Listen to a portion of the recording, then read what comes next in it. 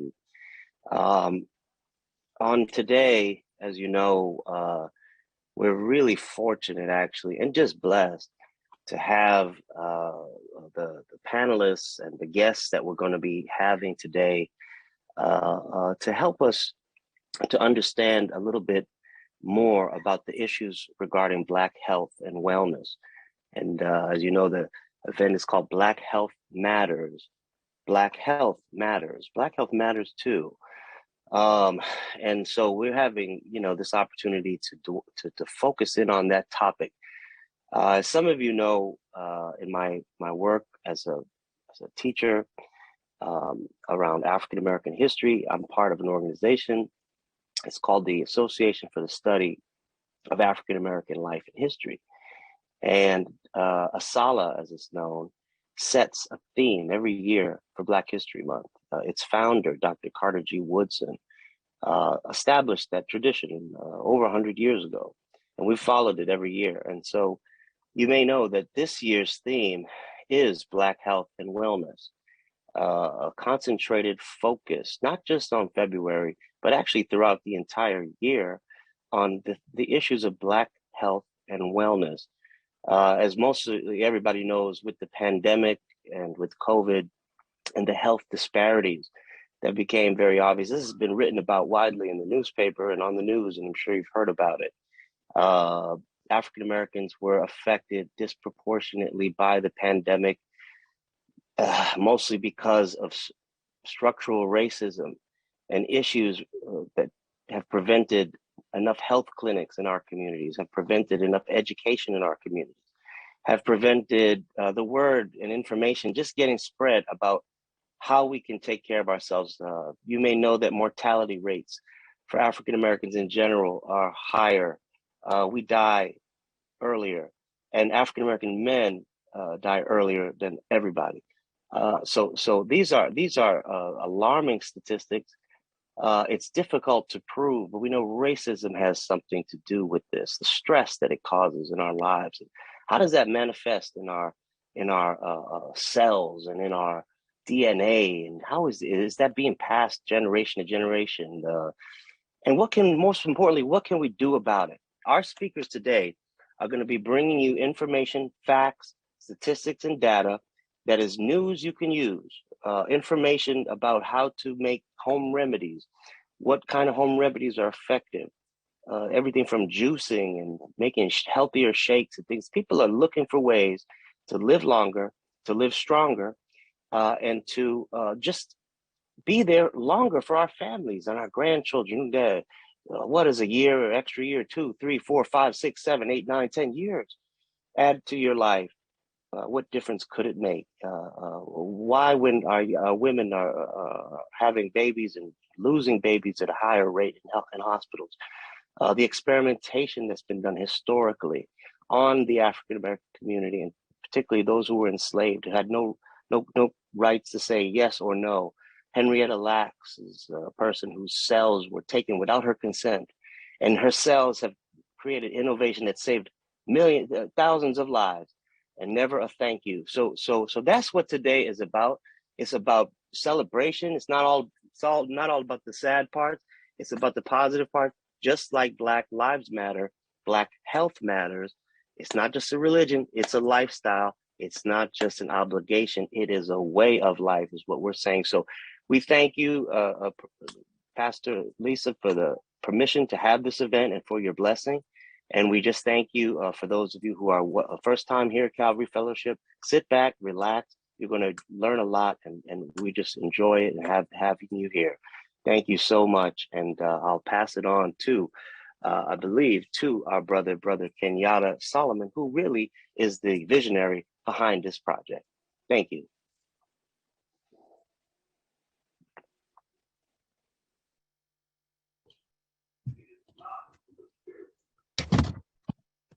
Hello, everybody.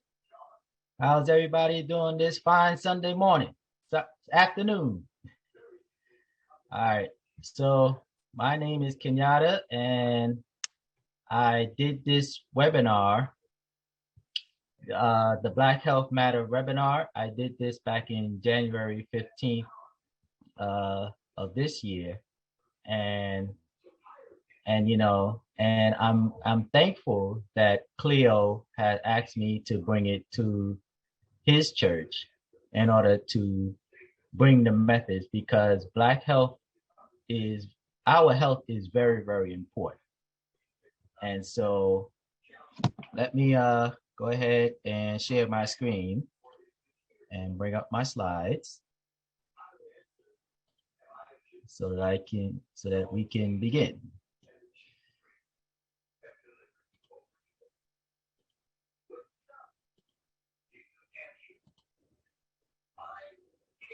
Get my slides together.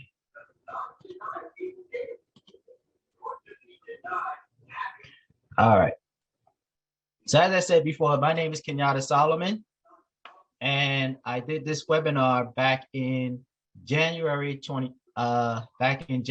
last month as a Martin Luther King celebration, because our health is very, very important. And again, I thank Cleo for allowing me to bring this message to you guys, to the Calvary AME Church, because it is an important message for us to have a conversation about, to better ourselves by bettering our health. So again, my name is Kenyatta Solomon. I'm a member of Christian Cultural Center under the Reverend Dr. A.R. Bernard, who's the senior pastor of that church.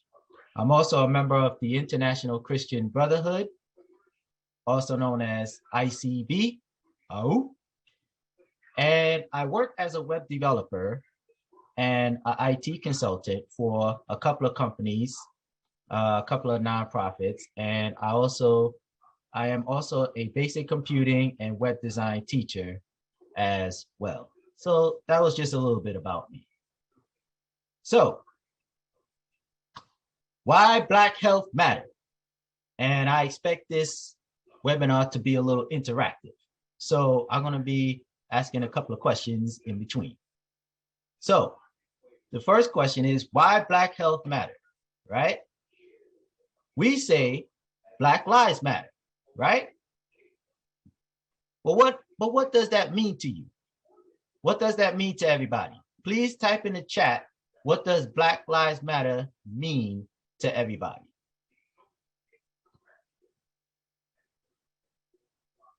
Any responses? Please type in the chat, what does Black Lives Matter mean to everybody? Means to you.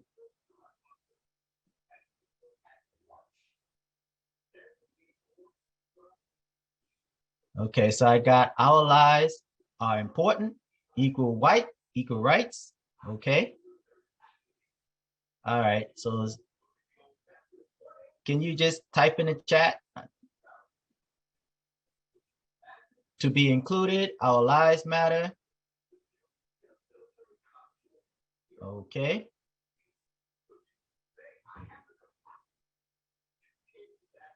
We are important. All right, so these are some good answers. The lives of Black people are just as important as any other people. Yes, I like that. I like that one. Fair and equitable treatment. It means equality. Yes, I like that. I like that. And so Black lives, so when we say, so for me, when we say Black Lives Matter, you know, because you have a lot of people that says all lives matter, right? Whenever, you know, we say Black Lives Matter, someone who object to that will come and say, well, no, all lives matter. And listen, yes, all lives matter. I believe all lives matter. Every life on earth matter, because every life was created was created in the image of God. But if you tell me all lives matter, I'm going to ask you, what value does Black lives have? All lives matter.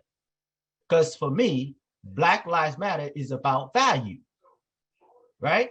Black Lives Matter is saying that our lives are to be valued at the same level as every other life. White lives, Chinese lives, Japanese lives. Okay? That's what Black Lives Matter means to me. It's about value. So when we say Black Lives Matter, it's about value. We're saying our lives matter as much as everybody else's lives. Because if you tell me all lives matter and you think that Black lives are less valuable than every other life, then all lives cannot matter. All right. So I got 10 minutes. So let me go ahead. So why Black health matter? Valuing our health enough to maintain good physical, mental health, and improving our health.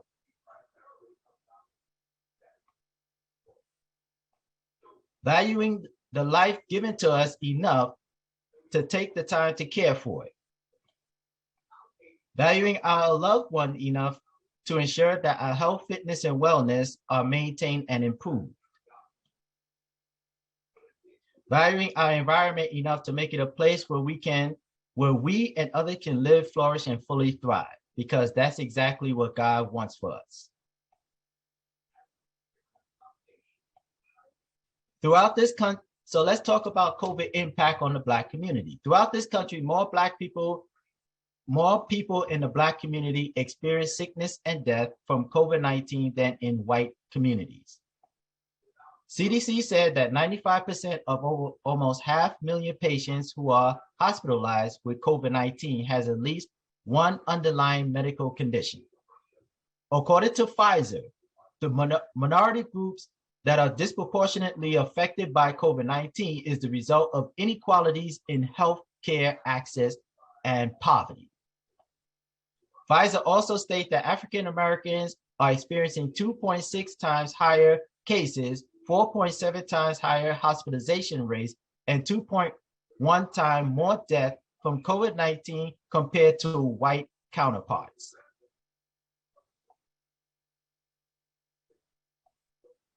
So what has COVID exposed? Because the bottom line is that COVID has exposed a lot of things, not just in the Black community, but throughout this country and in the world. But specifically in the Black community, what has COVID exposed? Number one, it exposed the systemic racism in the healthcare system that affects the Black community. Number two, the health disparities between Blacks and other races, particularly whites. Number three, the health condition within the Black community. Okay, so let's talk about it.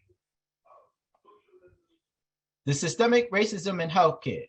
Blacks are prescribed medication at a lesser dose than whites.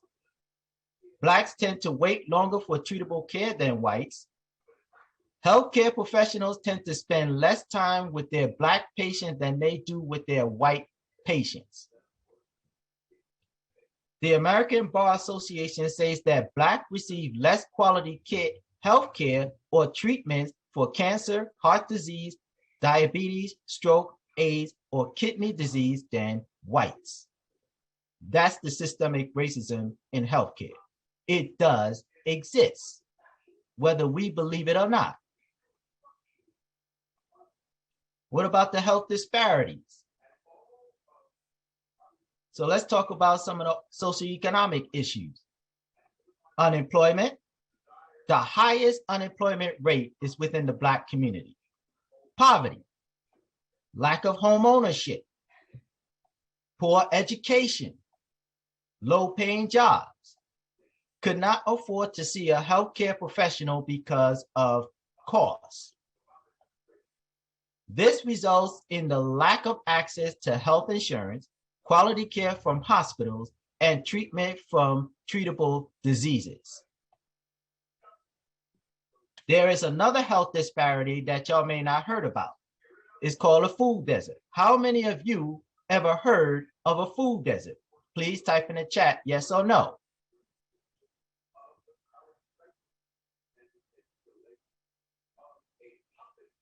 Okay, so we got some yeses. Anybody have not heard? Okay, we got one no. Okay. Our church sits in a food desert. Yes. That's good. All right. So what is a food desert? A food desert is an area that has limited access to reasonably priced, healthy, culturally relevant foods. In other words, a food desert is a place that has little to no access to healthy foods. How about another term? A food swamp. How many of you have heard of a food swamp? So because I'm limited at time, I'm gonna keep it going. All right, so we got some yes. So a food swamp is a place with a greater number of stores selling fast and junk foods. And I'm pretty sure many of you, when you walk around your community where you live, all you see on the corner are places that sells fast food, more fast food than you see healthy food. Because of redlining, zoning, and other housing and environmental discrimination, most poor, predominantly white neighborhoods have been denied fresh, quality, and healthy foods. Supermarkets with more quality and healthy foods tend to reside more in wealthy white communities than in poor Black communities. Here's an example of a food desert. How many people have ever heard of Whole Foods? Please type in the chat if you ever heard of Whole Foods. Okay, so we got a few people who heard of Whole Foods. Anybody have not heard of Whole Foods? All right, so every Saturday morning, I will wake up and I will get on the train from my home, get on the train about an hour ride to go to Whole Foods on Greenwich Avenue, downtown Manhattan, to do my food shopping. Every Saturday morning, I will take an hour ride. It takes me 3 hours to go there, do my food shopping, and then come back home. All right, check this out. There are 14 Whole Food supermarkets in Manhattan. There are only 3 Whole Foods supermarkets in Brooklyn.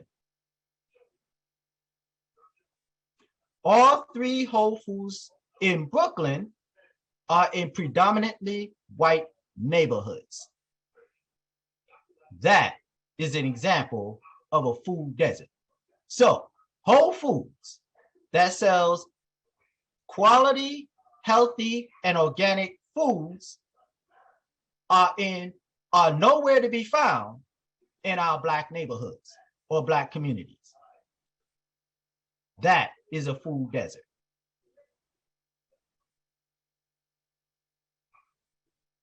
All right, so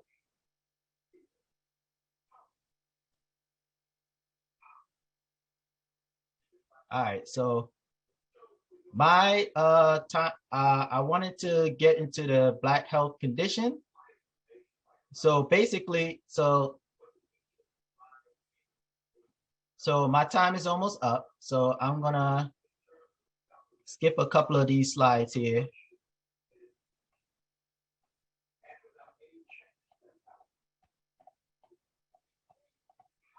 And I'm gonna go to what the Bible says. So what does the Bible says?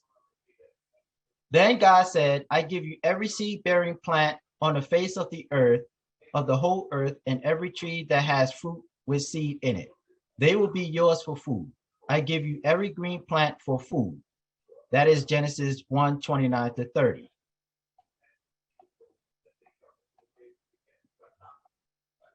Everything that lives and moves about with food will be food for you. Just as I gave you the green plants, I will now give you everything, but you must not eat meat that has its lifeblood still in it. Genesis 9:3-4. Leviticus 25:1-7 and 8:22 instructs us to work the land for 6 years and let it rest for the 7th year. When we do this, we will have more than enough food to eat for 3 years. Okay? That is what the scripture says. So basically what God is saying is that he has given us he has given us fruits and vegetables and herbs to eat. And that is more than enough to heal our body of whatever diseases we may be experiencing, or even to prevent certain diseases. And let me just say say something about Leviticus, because before I introduce the first speaker, because the bottom line is that many of our companies, our food companies and food corporations and the government has been exploiting our land for their own personal gain and their own personal profit. They have put all kind of pesticides and GMOs and all kind of chemicals into our foods to make it grow faster, to make it multiply faster, and to fatten the meat in order to sell it for a cheaper price, in order to cut down costs and for them to make more money. And if we were to follow God's instructions to work the land for 6 years and let it rest the 7th year, God says that when we start working the land in the 8th year, we will have enough food for the world to eat, healthy, for 3 years, for the 8th, 9th, and 10th year. Imagine that. Imagine if we were to follow this instruction. We have enough food, more than enough food to feed the world, healthy, for 3 years.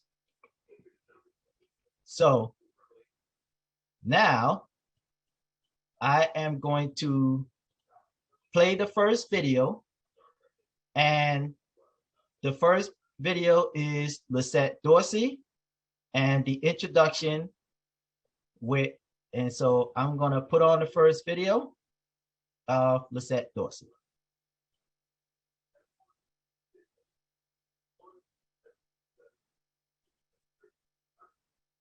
Lissette Dorsey is a registered nurse who has been a registered nurse for over 20 years, with over 20 years of experience in various areas of the healthcare spectrum. Her nursing experience consists of hospital and community-based settings. She began her career as an LPN, primarily working with the elderly in nursing homes. She progressed to a hospital setting as an RN, where she developed a strong foundation for med-surg. She later branched into procedure areas such as TEE, esophageal. Say it, Lissette. Esophageal. Transesophageal, and what's the other one? Echocardiogram. Okay. And EP, which is electrophysiology, IR, interventional radiology, and PIRR, post-interventional recovery. She has also worked in the community as a visiting nurse and IV infusionist. In 2020, she published her book, Wear Your Hat with Excellence, which is a pocket book for nurses that is packed with tips and inspirational ways that lead to a productive day. She also became an entrepreneur. In 2020, she launched her own business called Dorsey Uniforms, an online nursing store that provides professional quality, comfortable scrubs and accessories for nurses. And let me say that I had the honor and privilege of helping Lissette start her own business by building her website for her and maintaining her website at dorseyuniforms.com. And so, I've been working closely with Lissette in helping her in the success of her business for the last 2 years. So I'm really appreciative and proud of that.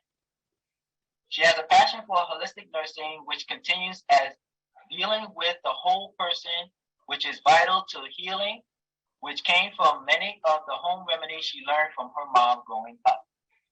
Her study in holistic health began at Medgar Evers College, seminars, classes, workshops, and has continued to this day. So now I will bring you to the stage Lissette Dorsey, who will present her presentation of home remedies for COVID. Lissette, the floor is yours. Thank you, Kenyatta. I would just like to say thank you for having me for this important topic for our community. I would like to thank you, and I would like to thank all the panelists. And I would just like to thank Graham for his presentation. It was really great. Everything ties in when it comes to health. And a few things stood out to me because number one, we have to invest in our own health because health is a business. The healthcare system is a business. So if we want to be healthy, we have to take command and control of our own bodies. We have to do the research like you guys have been saying, which is important. So anything that you hear that you on this panel today that you're not familiar with, do look it up, do the research. Graham went over a lot of different vitamins and different herbs that if you're not familiar with, look it up, do the research. You know, that's what it's about with our community. He also pointed out also a lot of times they have us going to these expensive stores and like he said, some of these stores, these are non-GMO foods. We have to educate ourselves about that as well. So really good stuff. I'm going to be presenting on COVID. This whole health thing also is a very broad spectrum. You can't cover everything that you would like to in one presentation because there's so much to health, you know.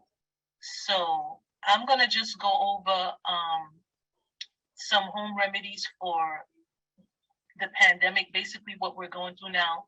This is for educational purposes and that can help along with the care that you're under from your doctor. This is not to replace the care that your doctor is giving you. This is solely for educational purposes.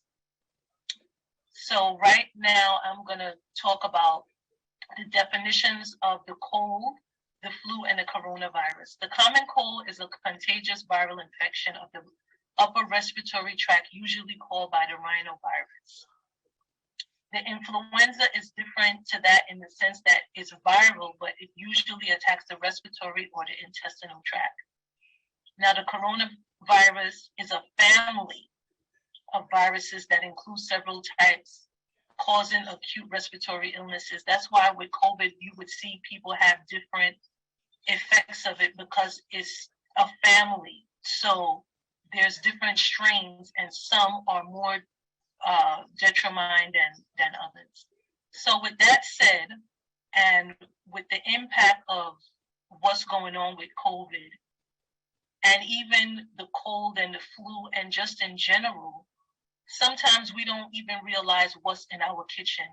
Sometimes it's not about, we have the basic, we have things that we don't even know the value and the power that's in some of these foods that we have in our own kitchen because we've just taken it for granted because we haven't been taught about what these foods do. So I just want to go over a few of them that can help with healing. So one of those foods that I'm sure everyone here is familiar with is lemon. And we usually have lemon juice, and we usually have, which the actual lemon is much healthier. But lemon cleanses the liver and is able to make more enzymes out of fresh lemon. It's said that if you drink a cup of lemon in warm water every day for 90 days, you cleanse your liver. It's also a preservative.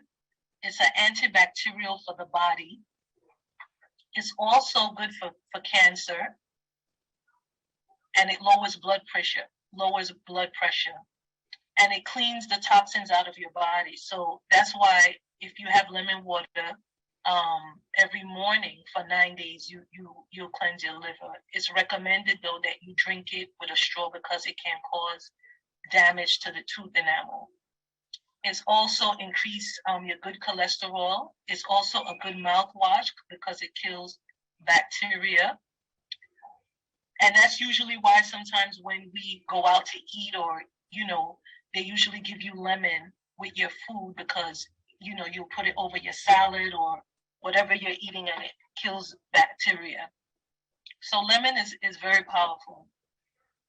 Natural antibiotics. So onion, and I'm sure all of us have onions in our home. Onions is a natural antibiotic. It's good for the heart and the blood. It lowers the blood pressure and cholesterol.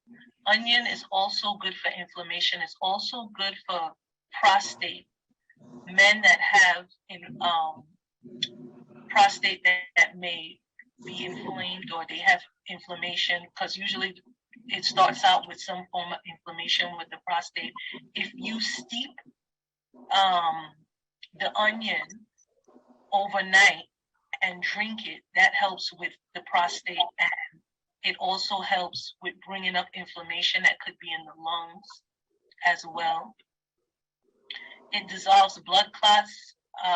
Onion oil blocks cancerous growth. It's an expectorant. It's an antibacterial, an antifungal, and immune system builder.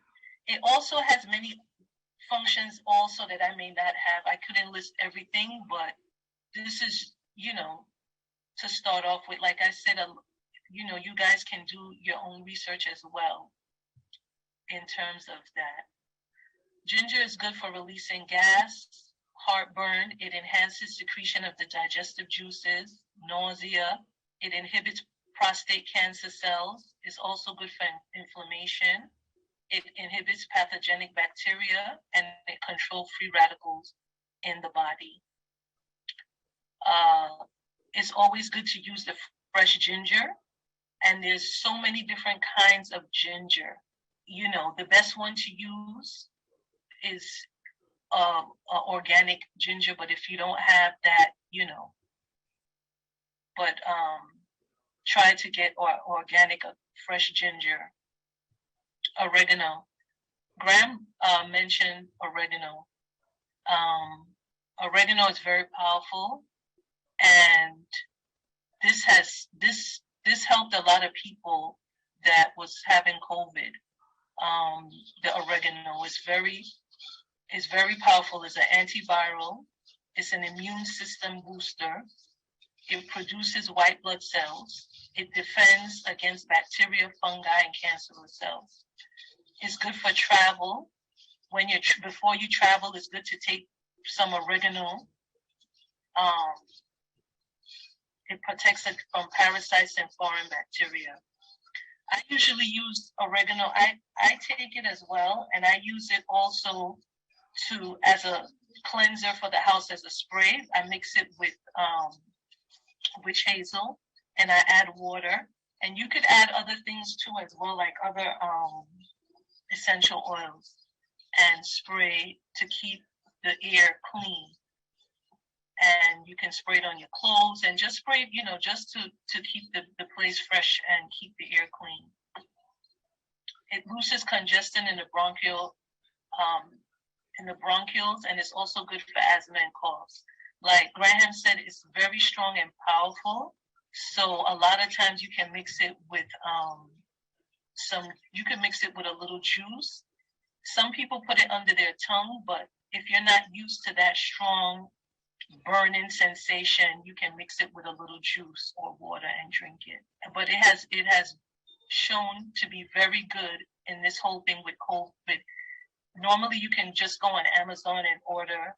They have different brands of the oregano oil. And also, not only the oil, you can also steep the fresh oregano. Some people just take off a few buds off, and they just eat the oregano like that. And you can also steep it and make it into a tea. And these are things that you can do at home. You don't have to go get a tea bag and buy oregano tea. We usually have these things in our house that we cook with.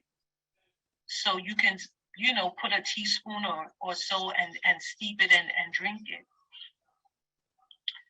We have garlic, which is another natural antibiotic. It's an antifungal, an anti-parasite, an anti-worm, an antiviral, an anti-yeast. It helps destroy cancer. It's a blood thinner. It lowers blood pressure and cholesterol. And it's also good for conjunctivitis. Like Graham also talked about garlic, which I didn't realize, but I was reading someone that grows it that was saying the same thing about it's not going to grow. The ones that are sold, the ones that we buy out here, we can't do anything with that. It won't grow. So if it can't grow, that means it's no, what is it going to do? And I was like, wow, that really shocked me when I read this person grows them, and you have to buy the organic garlic in order if you want to grow it and reproduce. This stuff is deep in terms of our health and what we're buying and not even knowing. And supposedly we're buying healthy stuff. Turmeric is also very good. And it's always good to get the organic stuff, because even like how we're talking and with each other, is good that if you have a brand that's a powder that's very good, that you can recommend, because sometimes some of the powders are not good. They're not strong enough. It don't have, but then you do have certain brands that are very good. So it's always good to talk about these things and share the knowledge. Turmeric is an anti-cancer, anti-inflammatory, antioxidant. It purifies the blood and the liver. It's good for gum infection. And I just put here to note that because in India, they use this so much. India has one of the lowest cancer rate in the country. It's also good for burns and diarrhea. Now, horseradish, I don't know if everyone is familiar with horseradish, but I came across, I wasn't familiar with it, but I came across horseradish when I was given a recipe for a natural antibiotic. And that's when I learned about horseradish. And this is also a very powerful natural antibiotic. It's from the mustard family. It's potent and it's antibacterial. It clears sinuses, coughs. It's good for bronchitis, sinus congestion, and a laxative. This sometimes is hard to find in grocery stores, like the natural horseradish itself. You may find that they may have it in the bottle, in the jar, like how they would have garlic. They may not have, you may have a hard time finding the actual root. So you have to you may have to go to the Asian community to find the organic one.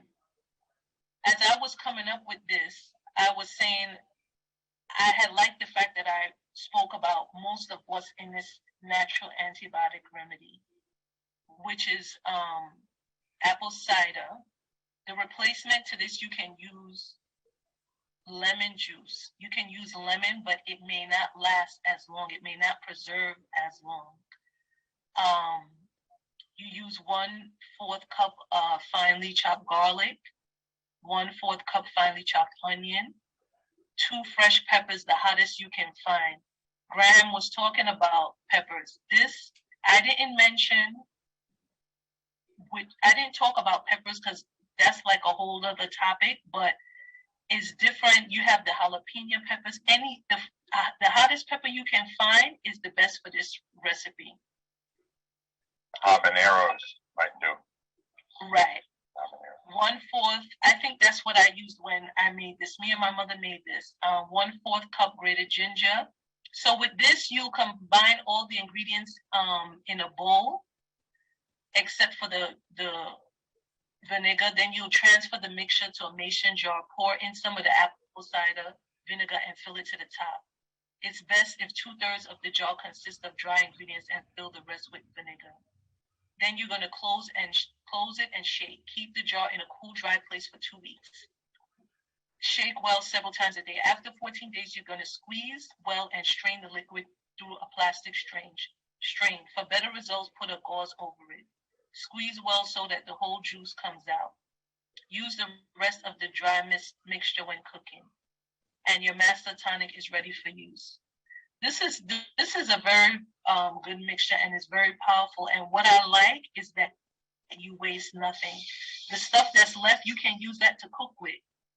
So whatever you normally cut up these things to put in with what's left, you use that and you cook with your food. But this is very good. When you drink this and you have a cold or something like that, it wipes it out. But you have to do it when it's coming on. You can't wait till you have it's still going to work, but sometimes you have to know your body. And if you feel something coming on, when you do these things, it just wipes it out right away instead of you letting it build up and build up. But this is also good as a tonic to take every day as well.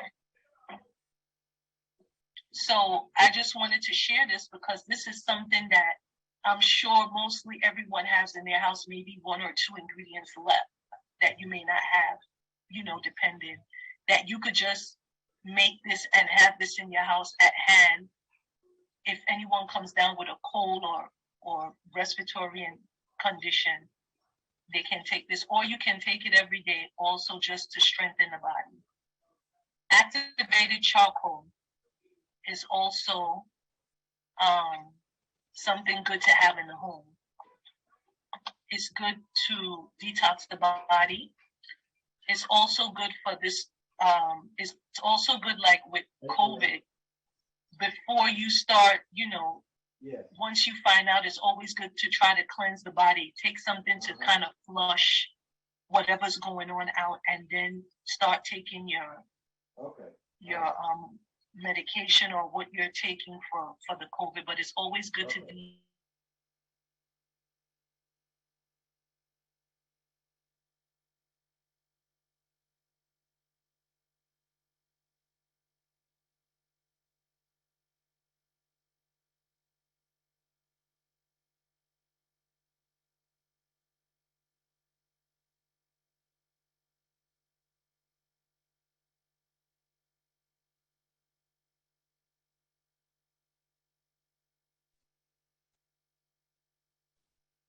Sister Lissette? You got to unmute Brother Kenyatta. It was playing through his.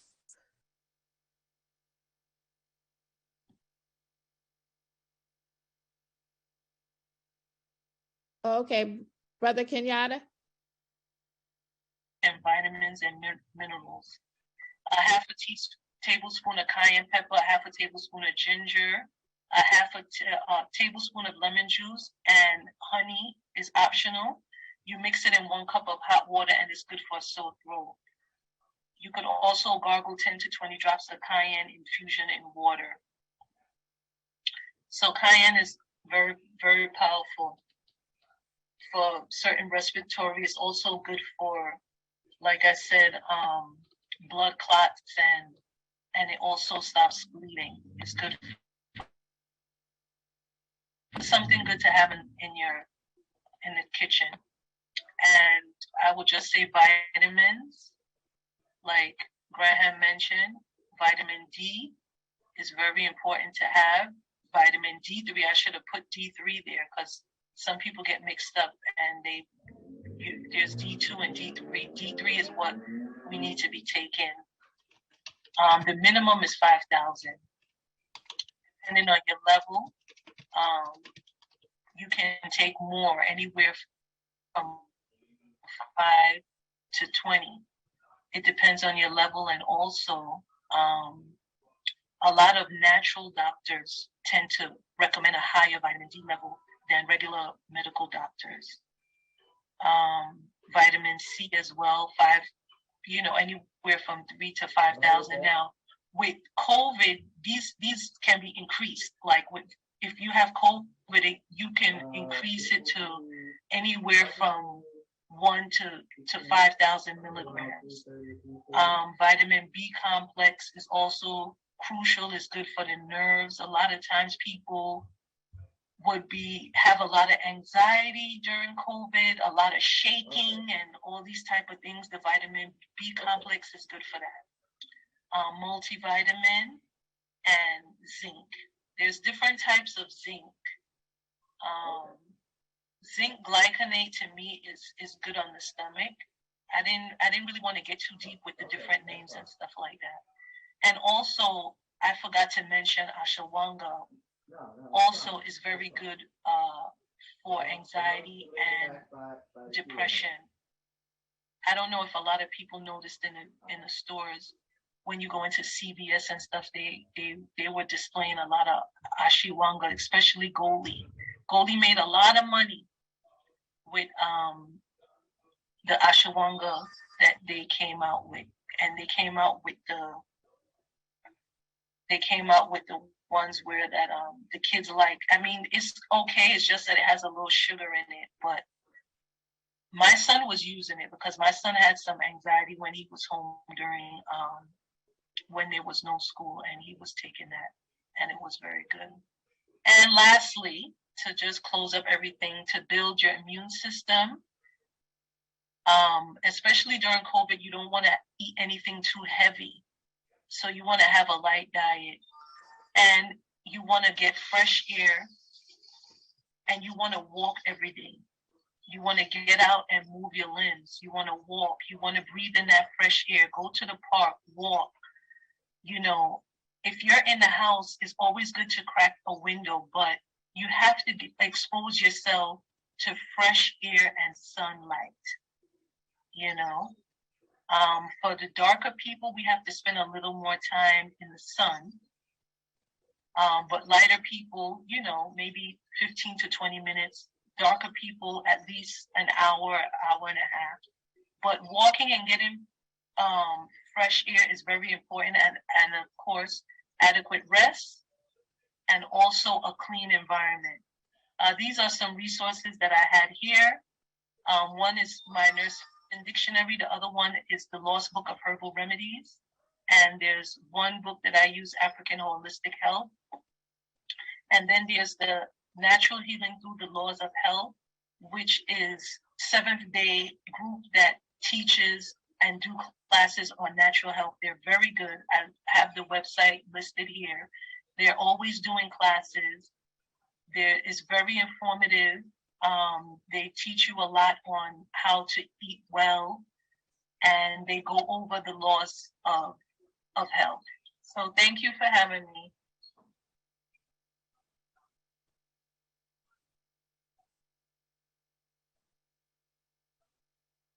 Sister Tara Mohammed has been a registered member of the Nation of Islam since the late 1980s. She currently serves as the MGT and GCC student first lieutenant in the Brownsville section of Brooklyn, New York. Sister Tara serves as an instructor for various classes and subject matters for the upliftment of Black women. Sister Tara has been married for 20 plus years and is the mother of 3 young adult sons. She has had the privilege and honor of helping to prepare and serve food for dignitaries and celebrities across the country. On a professional level, she has worked for several major corporations. And so now I will bring to the stage Sister Tara Mohammed, who will speak to us on how to eat to live. Sister Tara, the stage is yours. Thank you, Brother Kenyatta, and thank all who presented before me.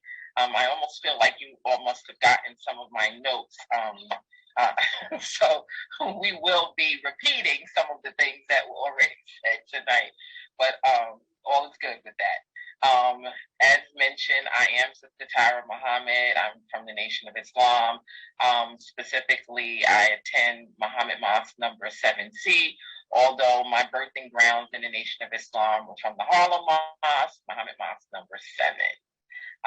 Before I really get started, I do want to thank Sister LaShawn for just thinking of me to present. I'm used to presenting to the sisters and not so much to the public. So I thank her. But as we got closer to this date, I kept saying to myself, what have I gotten myself into?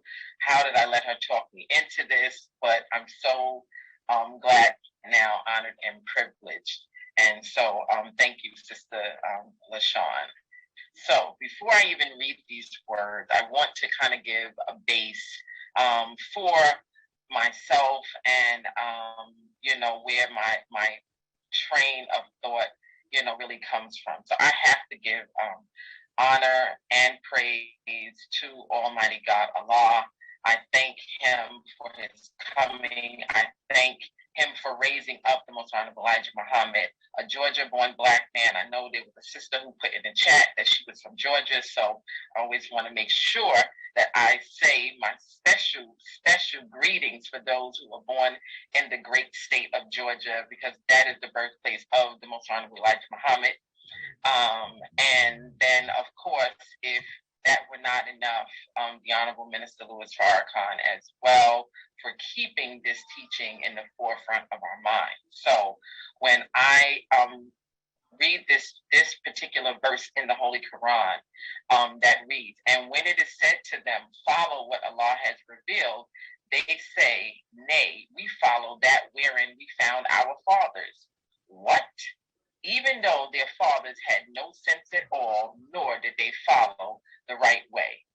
And so slide 2 is not to be offensive to our parents or our forefathers or our elders. I chose this to remind us that much of what we practice in terms of eating in this country really comes from. All right, everybody.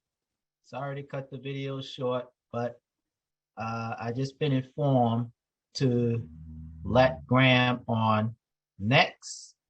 So that is what I am going to do. Give me 1 second while I make some adjustments so that I can bring Graham in right now.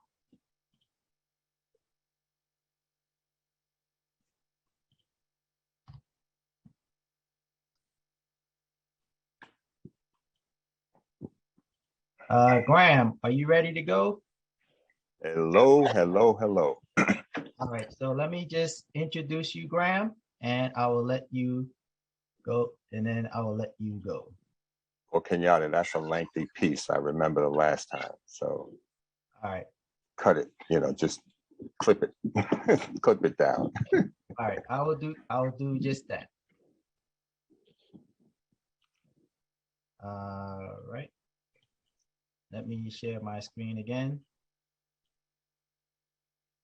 Can everybody see my screen? What is the first gift? Very good. All right, so introduce Graham. Let me ask you all a question. What is the first gift given to you? Please, excuse me, Kenyatta. Yeah. You're going into my piece. All right. Yeah. All right. So Graham. So Graham served as the program coordinator of the youth development in the 1970s, a retired NYPD officer and investigator for the New York State and the FBI, involved in the investigations and conviction of police officers for rape and police brutality, founding members of the 100 Blacks in Law Enforcement Who Cares, was involved in the Amadou Diallo and Sean Bell murder cases, among many others, in defense of individuals victimized by police brutality. Supervised executive protection for David Dinkins, the family of Nina Simone, Phyllis Heyman, Javs drummer Max Roach, and the African burial ground reinterment ceremonies, Sidney Poitier, Ozzie Davis, Ruby Dee, Felicia Rashid, Cicely Tyson, Wesley Snipes, Malcolm Jamal Warner, Magic Johnson, Mariah Carey, and for Reverend Dr. A.R. Bernard, Senior Pastor of Christian Cultural Center. So now I will bring to the stage Graham Witherspoon. Good afternoon. God bless. I'm glad to be here. I want to thank Pastor Williamson for the opportunity of partnering, our two churches partnering together once again. And Zeb, I want to thank you and Cleo and all the other people who are here today. Health. As children, we got gifts. You might have a birthday gift or a Christmas present or something. But if you think back, what was the first gift that you got and how did you cherish it? It might have been a doll or a truck or some other toy. But truthfully, the first gift that we received was our life. And when God gives us life, it is something that we should be taught to cherish. And I find that most times our folks do not cherish the life that God has given. My grandmother used to say, laziness will kill you. And that is so true. Today, we live in a world where people want microwave food, they want fast food, they want instant on television. Well, that is not good for us. The reason why so many of our people died during COVID is because their immune systems were weak and we have not been eating properly. If you are at least 50 years of age, you can remember most likely a time when you didn't go to restaurants to get food, but you ate at home. And when you ate at home, your mother prepared a very substantive meal for you.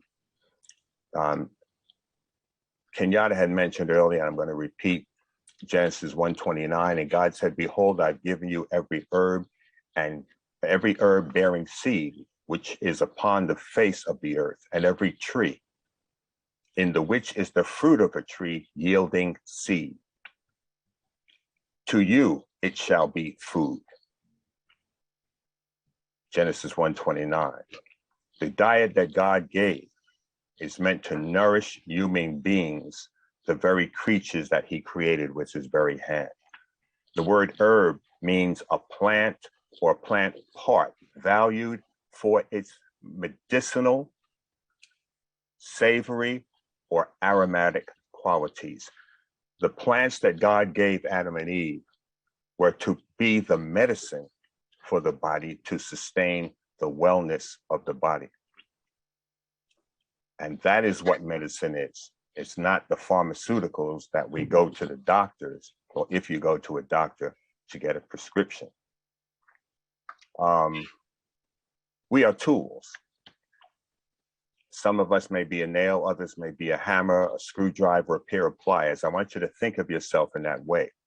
And each one of us is in God's toolbox because he has to use us to do the work in the earth. God is using us to minister to other people. And the fact is, ladies, if you have a pair of scissors that are dull and need sharpening, are you going to use them? Are you going to cut a pattern or try to cut a pattern with a pair of scissors which are dull? You're not. You have to sharpen those scissors in order to cut the fabric. And if you haven't been able to sharpen them, they'll just sit in the drawer.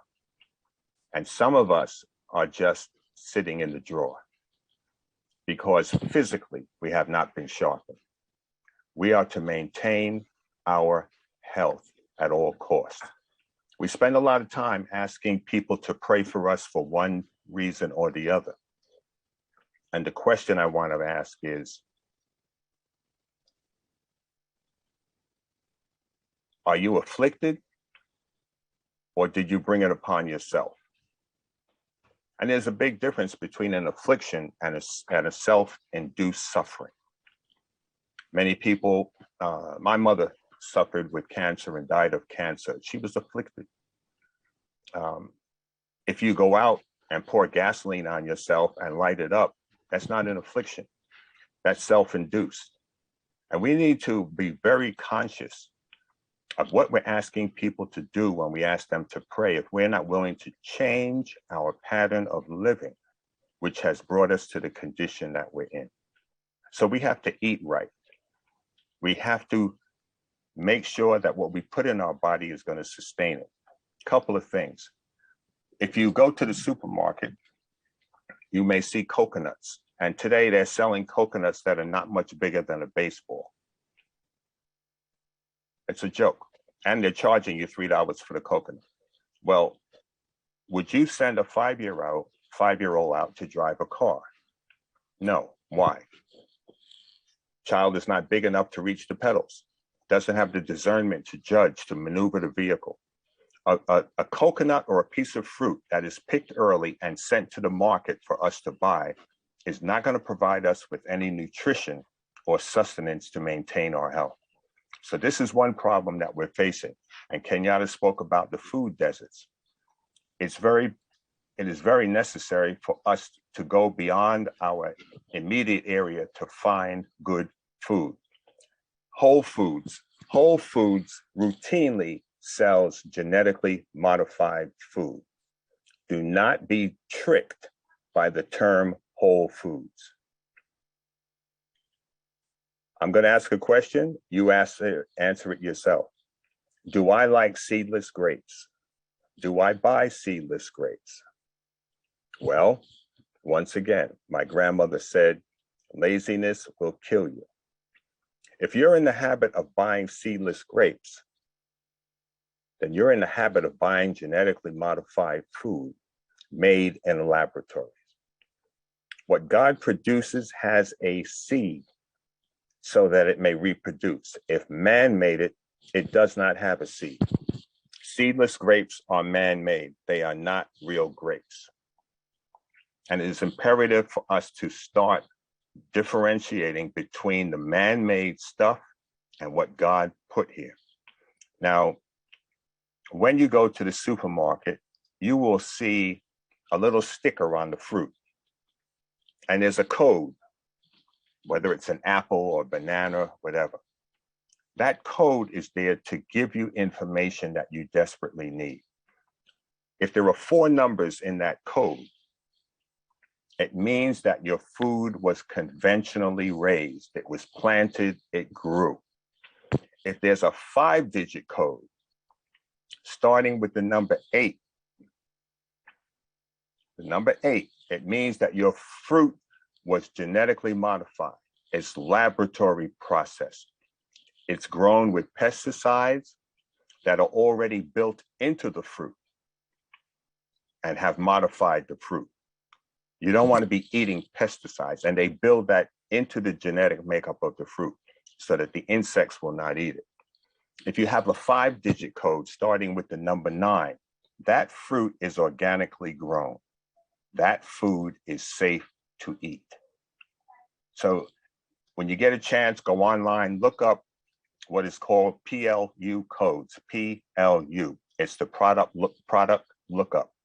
And you can go and look it up and see what these codes mean for your own well-being. The body is comprised of about 69% oxygen, 18% hydrogen, 9.5% hydrogen. I'm sorry, 9.5% hydrogen, 3.5% nitrogen, and 3.5 other chemical elements. Calcium is needed for bones and teeth. And let me go back. Our last service at church with the full congregation was, I think, March 17th of 2020. And the choir sang. We had about 75, 80 people singing that morning. And we found out there were 13 people with COVID in the choir. 4 people standing in front of me had COVID. All 13 of those people wound up in the hospital. One brother almost died. I was in the environment, and singing is the worst thing you can do around people with COVID. But I didn't get COVID. COVID did hit me, but my body killed it. I didn't even know I had COVID until last year when I went for a checkup. And my doctor, he wanted me to get the vaccine. I said, I'm good. He checked my blood. He said, oh, you've got the antibodies. And my antibody level was higher than the vaccine itself. So I told him that I had been with the choir. He says, well, your immune system did a good job of killing it, because my wife did not get sick. I did not get sick. My mother-in-law did not get sick, and neither of them have the antibodies. So my body did what it was supposed to do. How is it? Before COVID, I have been, for a few years now, I've been taking various minerals and supplements. And I take them every day, which is why my system was not affected by the COVID. Vitamin D3 is very critical to our existence as Black people. Vitamin D3, and the further north you go from the equator, the less vitamin D you are going to get, because of the shortness, not the shortness, but because of the length of the rays of the sun. Moving from the equator north, the strength of the vitamin D is weakened. We need, as Black people, for our melanin, we need vitamin D3 no less than 5,000 milligrams. Again, vitamin C, vitamin B complex, all the vitamin Bs, especially for women. It is imperative that women have the full array of vitamin B minerals. Curcumin, which is very similar to curry. Men in India have the least problems with prostate out of all people on the earth.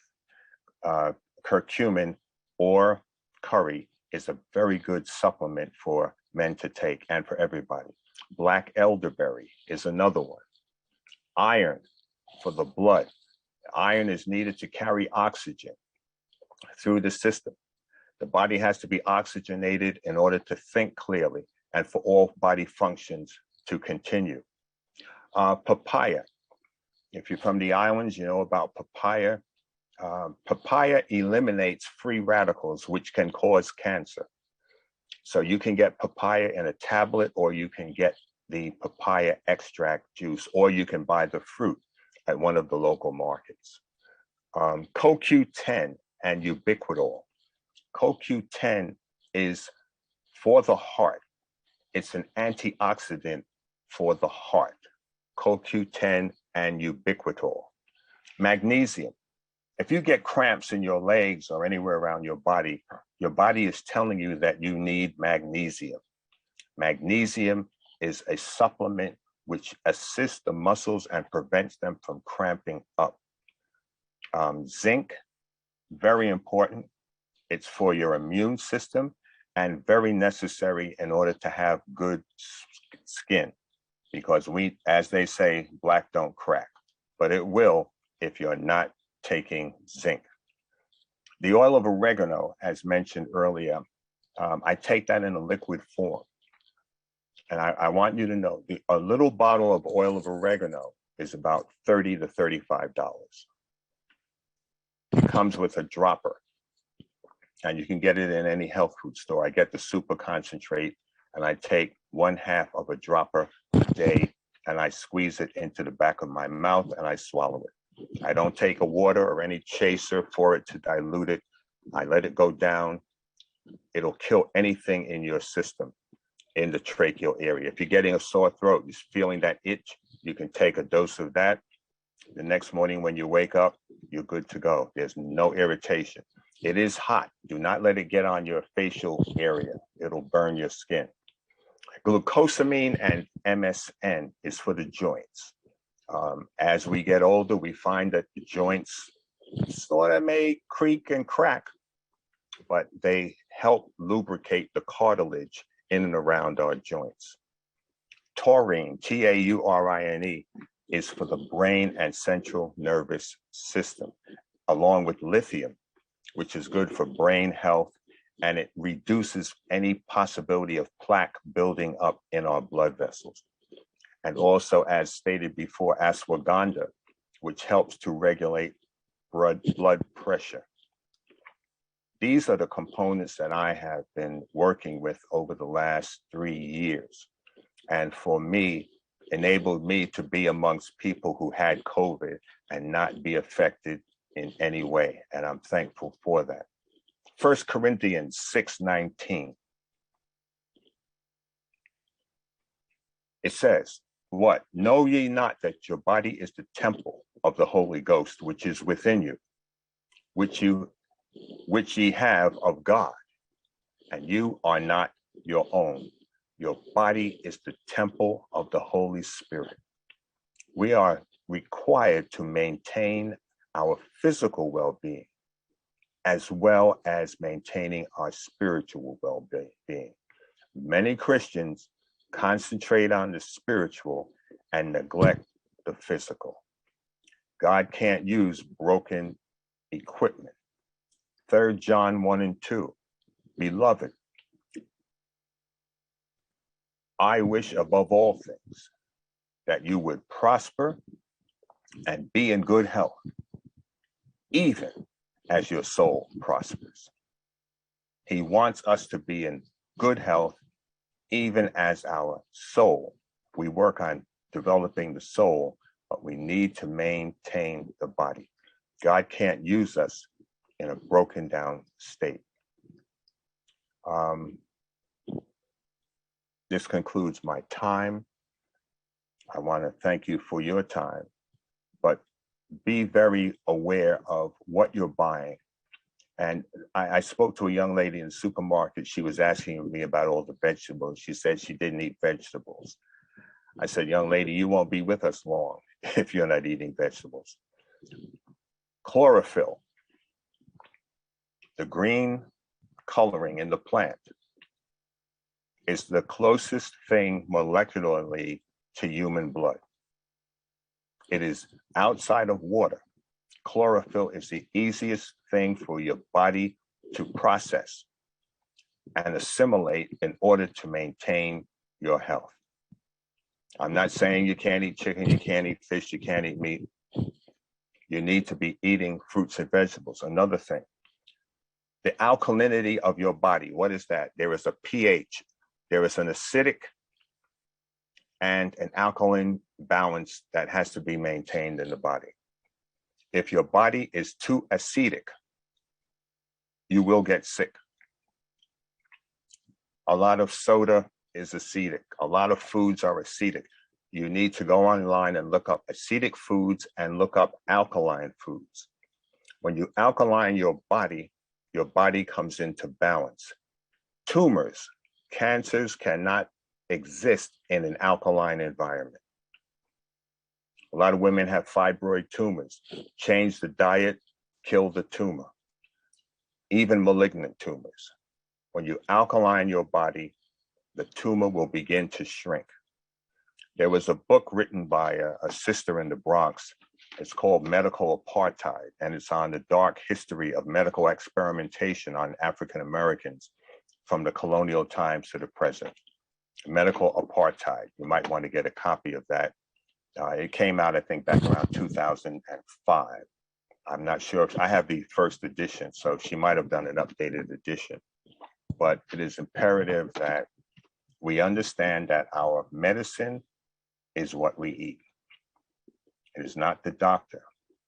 Also, medical research is done primarily on certain groups of people, and then everybody falls in underneath that. And there are differences amongst people by race. So all medical treatment is not universal. It's important that you know it. And it is imperative. The word of God says, study to show thyself approved unto God, a workman that needed not be ashamed, rightly dividing the word of truth.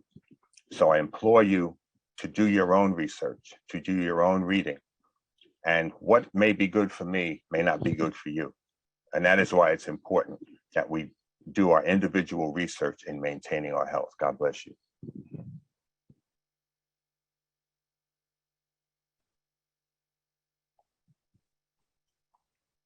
All right, everybody. Thank you, Graham, for your presentation. I will now resume Sister Tara Mohammed's video.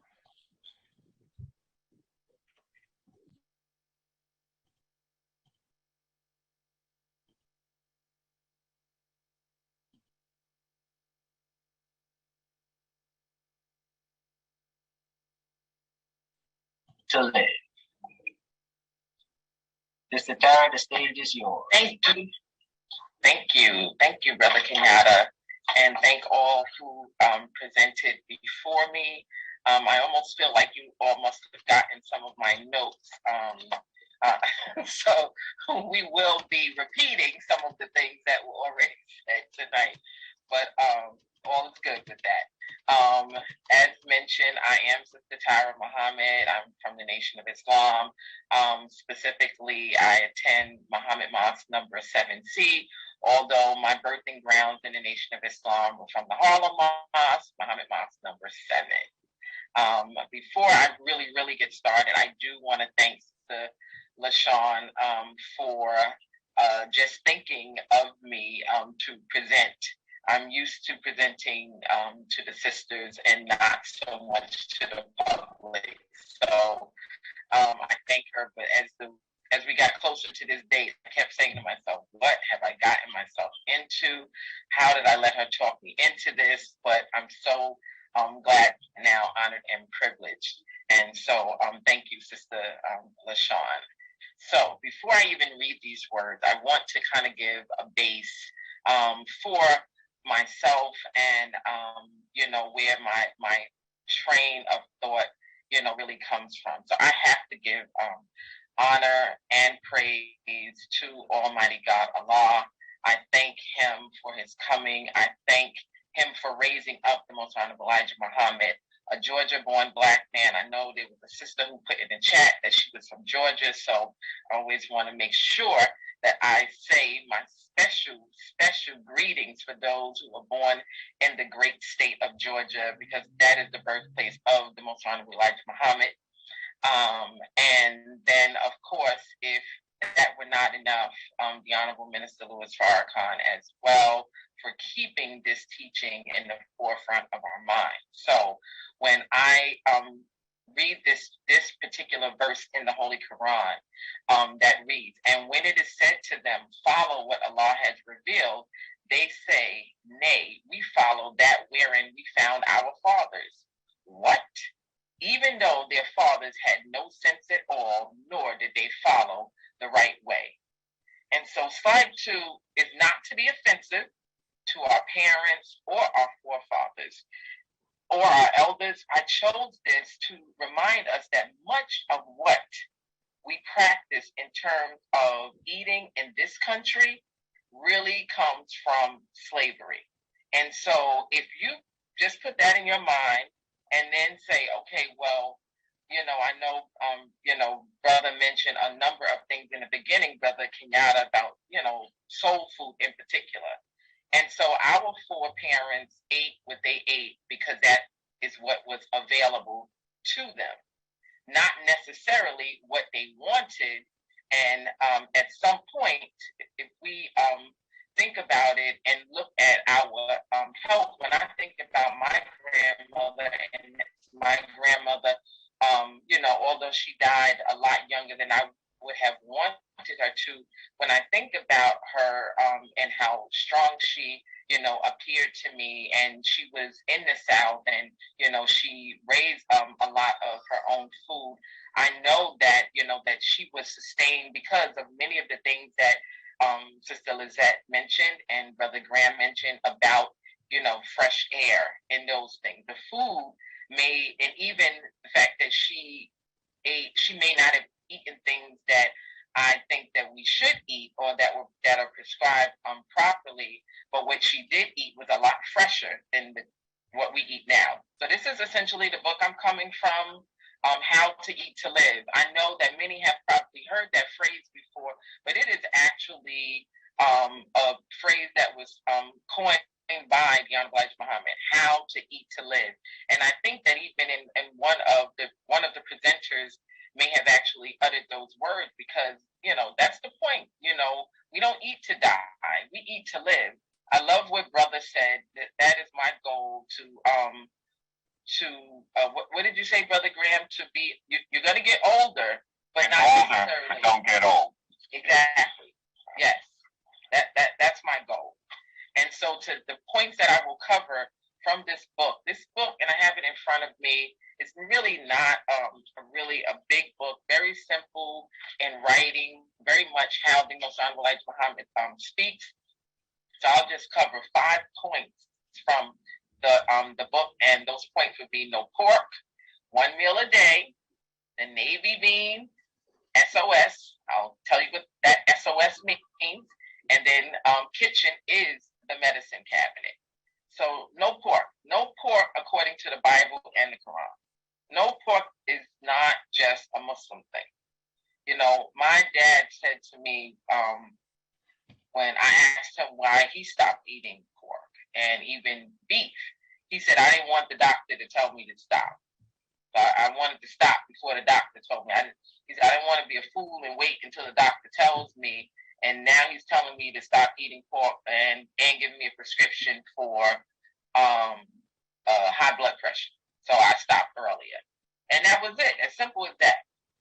So in the Bible, in Leviticus 11, 7, 8, and the pig, because it parts the hoof and is cloven-footed, but does not chew the cud, is unclean to you. You shall not eat any of their flesh, and you shall not touch their carcasses. They are unclean to you.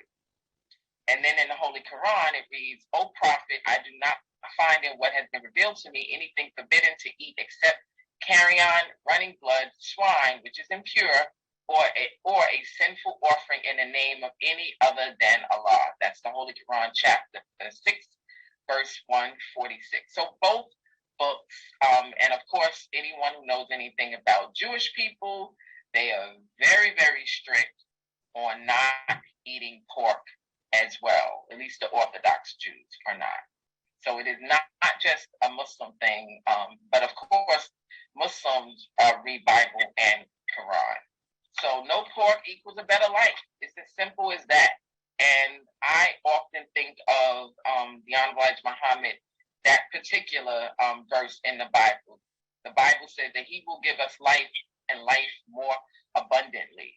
And so if you are living, but your life is that you can't function without this pill and that pill, you have to rethink how you are living.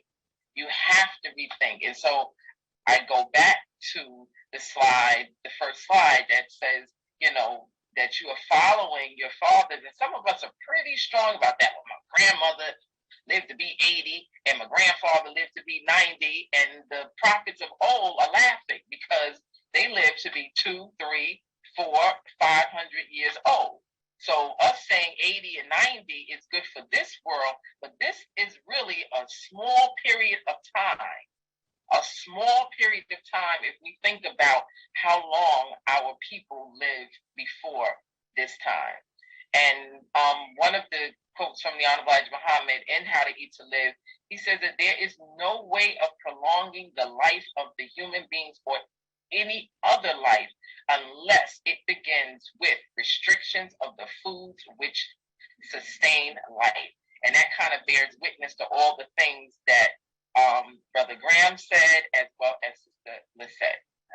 Now, you all shouldn't mind if I step on your toes because I don't weigh a lot. So if I step on your toes, you're not going to get hurt so much. But it needs to be said, pork products are loaded with artery clogging, cholesterol, and saturated fat. It increases your waistline and your chances of heart disease, diabetes, arthritis, Alzheimer's, asthma, and impotence. He is 99% poisonous. Do you know that a snake can't poison a pig? Now, a snake cannot poison a pig. The pig will eat that snake and keep going on with its business. His poison is that of a live nature in the form of a parasitic worm that is called the trichina, commonly known as the pork worm, and he is the greediest of all animals. Now, I spent some summers in the South, and so one of my uncles I love dearly had a few pigs, and so I've seen them in action. So I know a little bit of what I'm talking about, when I talk about him being the greediest of animals. And my uncle, I remember he had a slop bucket that was in his kitchen. And so if a fly got on your food, then he would tell you to throw the whole plate away and put it in the slop bucket. But then he would give the slop bucket to the pig. So, you know, I'm a New Yorker. We have questions. So that was my question. Well, if we shouldn't eat the food because the fly touched it, and then you're giving it to the pig and we're eating the pig, are we still eating the nasty fly? So, you know, those type of questions sometimes will get you in a little bit of trouble with your elders. But it just made sense to me to ask that question. Okay. Now I know this 1 meal a day. Now, I know for some that sounds like what? 1 meal a day. Eat 1 meal a day or 1 meal every other day. It will prolong your life. On the contrary, you will be treating yourself to life and a life filled with sickless days. So I know that sounds like a lot. When I came into the Nation of Islam, although I'm, small in frame, I ate. I mean, as a little girl, I ate to the point that my mother went to find out if I had a tapeworm because the amount of food I would eat, but I was not gaining any weight. So she thought that was a problem. And it probably was a problem because I probably was just eating food that wasn't nutritious. And that's probably why, I wasn't putting on, any weight. So when I came into the Nation and, I read How to Eat to Live, and the Honorable Elijah Muhammad said 1 meal a day, I said, okay, well, let me try this. Well, I failed to continue to read that he said that you need to do this slowly. Like, you can't do like 5 meals today and then tomorrow decide I'm just going to do 1 meal. So he did give us proper guidance and told us to do this slowly. If you're doing 5 meals a day, because a snack is a meal, anything that gets your digestive system going, means that it's working on your digestive system as a meal. And so I went from 5 to I think 3. This is when I started to be able to master this. When I first did it, I had a headache for, even after I ate, I had a headache because I waited. It just didn't make sense the way that I did it. I should not have done it. I should have done it the way that he said to do it, which was to slowly, begin to lessen your meals, every day until you get to the point where it's only 1 meal. I know that people probably think during the month of Ramadan that the Muslims are crazy, but I promise you, we are not, and we actually look forward to Ramadan. 1 meal when the sun sets. It doesn't mean like when Ramadan is in December, that's a joy for us because the sun is setting about 4:30. Ramadan in July, oh, now you're really talking about some serious discipline. And so it is very doable. And what he said about prolonging your life, I will give you, just share with you my husband's experience. So my husband was a diabetic. And I think maybe in January of this year, his the A1C level was something like 13. So yes, and so he decided, you know what, I know better. And I was never easy on him. I'm not that wife that, oh yes, I love to make sure that my husband eats. I like to cook. I like that part of, my life, but I was never easy on him in that, oh, well, he wants a piece of cake. So, I want him to smile. Nope. Because him being a diabetic means that he won't be smiling for a long time. So I was never easy on him. And so he decided that he was going to try 1 meal every other day. And when he went back to the doctor in April, his A1C was 6.2. And so when the doctor asked him, like, well, what are you doing? Like, he wasn't taking any of the medication. And he said, you know, I started eating once every other day. And she said, I've never heard of it. She said, however, if it's working for you, then you keep doing it. And it has been working. By God's grace and mercy, it has absolutely worked for him. And he's no longer considered a diabetic. So we thank God for that. Okay. And this is just to, and I think it'll kind of sum up what I said about one meal a day. And eating once a day or once every other day, you must not eat in between meals. And you should try to eat at the same hour tomorrow as you eat today. You can absolutely train your body to become hungry around the same time. Do not change your meal hours if you can help it. That causes your stomach to react to various hours of the day for a meal and will set up gas on the stomach. Do not even drink juices, milk, or soft drinks between meals. And I mean, all I can say is that I know it sounds like, of course it doesn't sound traditional. However, it works. That's all I can say to you is that it works. We have a whole community of your own people who are practicing this and trying really hard, because we know for those of us who've fallen off, because we do fall off, know that it absolutely works. When we get back on, we absolutely see the benefit of it. Okay, so the navy bean. I mean, the navy bean is a super bean, and we eat the small size, not the large size. And then we'll talk about a few facts about the navy bean, which a lot of what especially Brother Graham mentioned, the navy bean is full of many of these minerals that Brother mentioned. And so, of course, I mentioned about, my husband with the diabetes. So one of the things that he did and that we do in my house, we have navy bean soup every single day.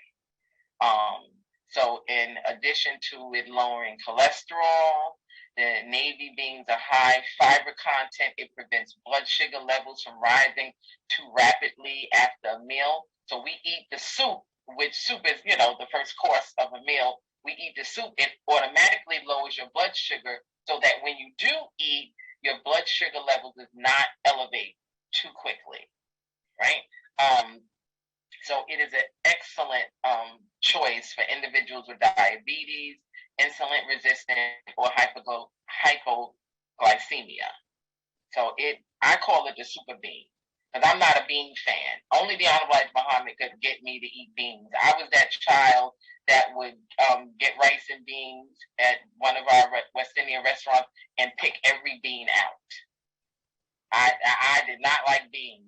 So I always say only the Honorable Elijah Muhammad could get me to like a bean. So next are the minerals found in the navy bean. Magnesium. It lessens resistance and improves the flow of oxygen and nutrients. Potassium. Brother mentioned the potassium. And this is so balanced. With this bean, it's balanced like in every way. It is essential for maintaining normal blood pressure and heart function. Thiamine is essential for memory, and the lack of it has been found to be a significant contributing factor in age-related impairment and mental function, senility, and Alzheimer's disease. So none of us want Alzheimer's. We should all want to be as sharp as we were when we were about 3 or 4, because those 3 and 4-year-olds are pretty sharp. High blood pressure, and I'm mentioning diabetes and high blood pressure mainly because those are things that kind of, run pretty rampant in our community. So a 1 cup serving of navy bean provides over 700 milligrams of potassium, making these beans an especially good choice to protect against high blood pressure. And I might need Sister Lissette's help here. Arteriosclerosis. Coronary artery. Thank you. Coronary artery disease, stroke, and kidney problems. So just think about, incorporating the navy bean in your diet. It is a super bean, and we should all run to it. So the next slide, the SOS stands for saving our stomach. One of the things that the Honorable Muhammad taught us is that we're all of out yet how to replace our stomach.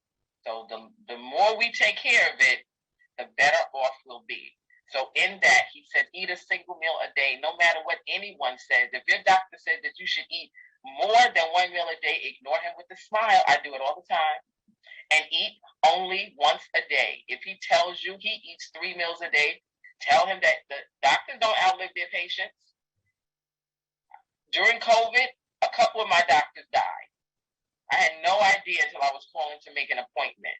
Doctors are not outliving their patients. And then tell the doctor that, he or she should try eating 1 meal a day. I told one of my doctors some years ago, because he always looked very well, always looked healthy, East Indian doctor. And I said to him, you look great. I said, when you start not looking great, you can't be my doctor, because then I'll know you're not even practicing what you're trying to tell me. So that would be the end of our relationship. And he thought that was so funny, and I was dead serious. I don't go to sick people can't treat me. So, and I think this speaks to what the other presenters were saying about, just having knowledge. And when brother was talking about, whole foods and the type of foods that we choose and where we go to shop for food. This is from the Honorable Minister Louis Farrakhan. The scripture says, my people are destroyed for the lack of knowledge. We eat unhealthy food because we don't know what we're eating and the effect of what we're eating on the systems of our body, in particularly on our brain. So the only way to change that is to introduce new knowledge, correct knowledge.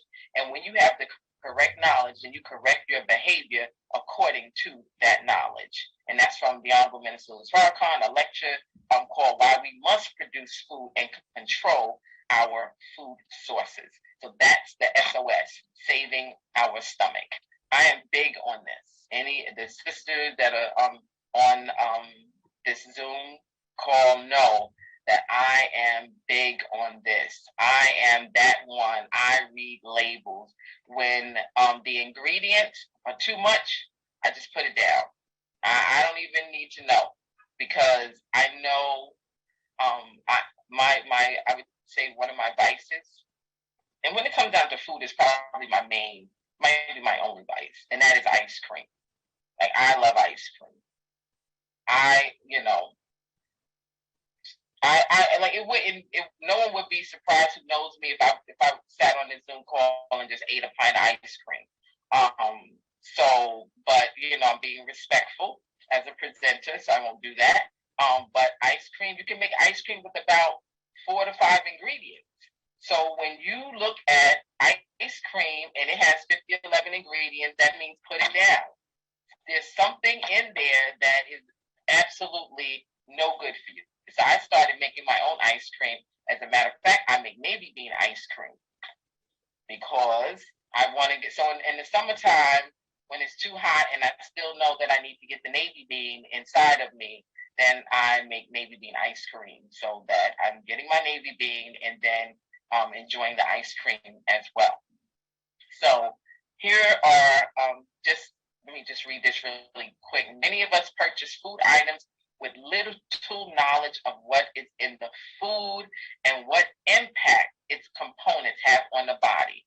But consider this, when choosing clothes to wear, most of us take very special care to ensure that they fit well and are the right size, not too big, not too small.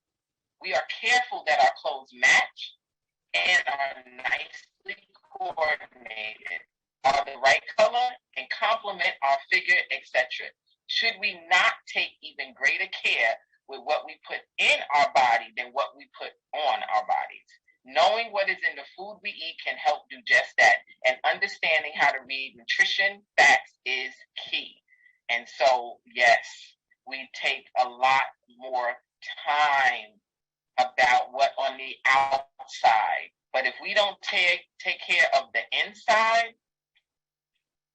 the outside will show. The outside will absolutely show just that we are not taking care of the inside. So, cook for self. One of the do for self. One of the what's the word I'm looking for?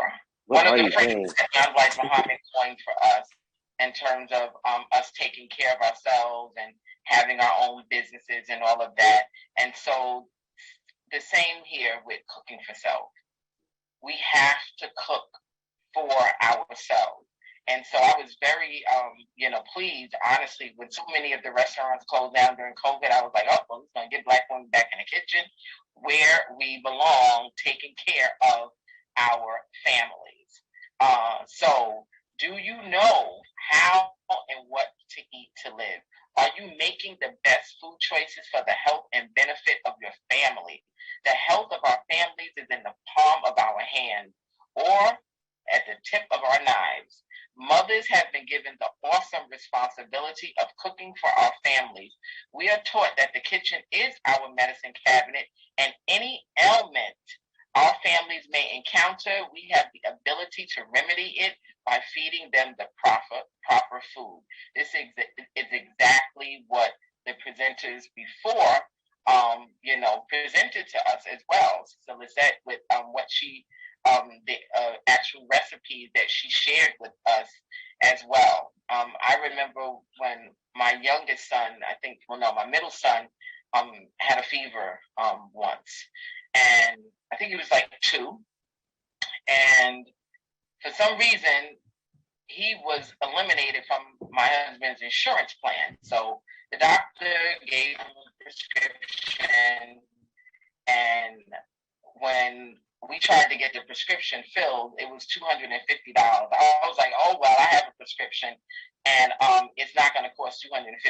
So I came home, cayenne pepper, onions, garlic, honey, and that's exactly what I gave him, mixed it up, gave it to him, and that was the end of that. And I'm sure that he benefited more from that than whatever the prescription was that the doctor gave. So we have the ability. I know I didn't want my children to be in the emergency rooms all the time, and so that's an awesome responsibility as a mother to say that I am the reason why my children are as healthy as they are.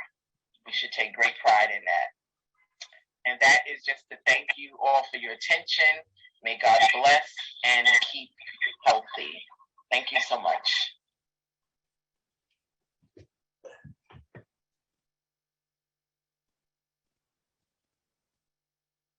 All right, everybody.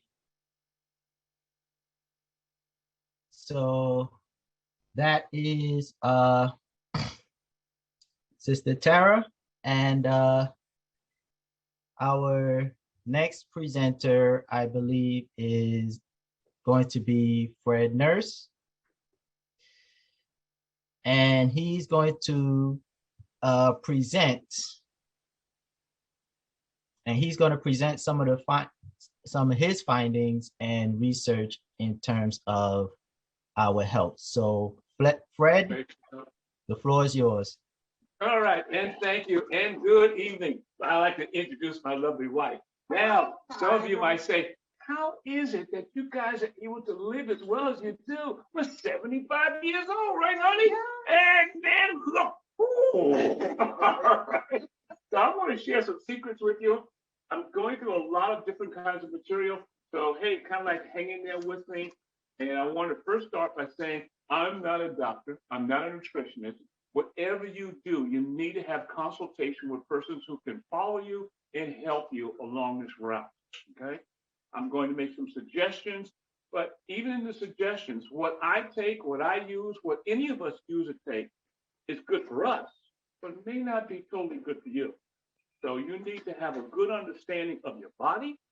You have a good rapport relationship with your physician, and by all means do have a nutritionist.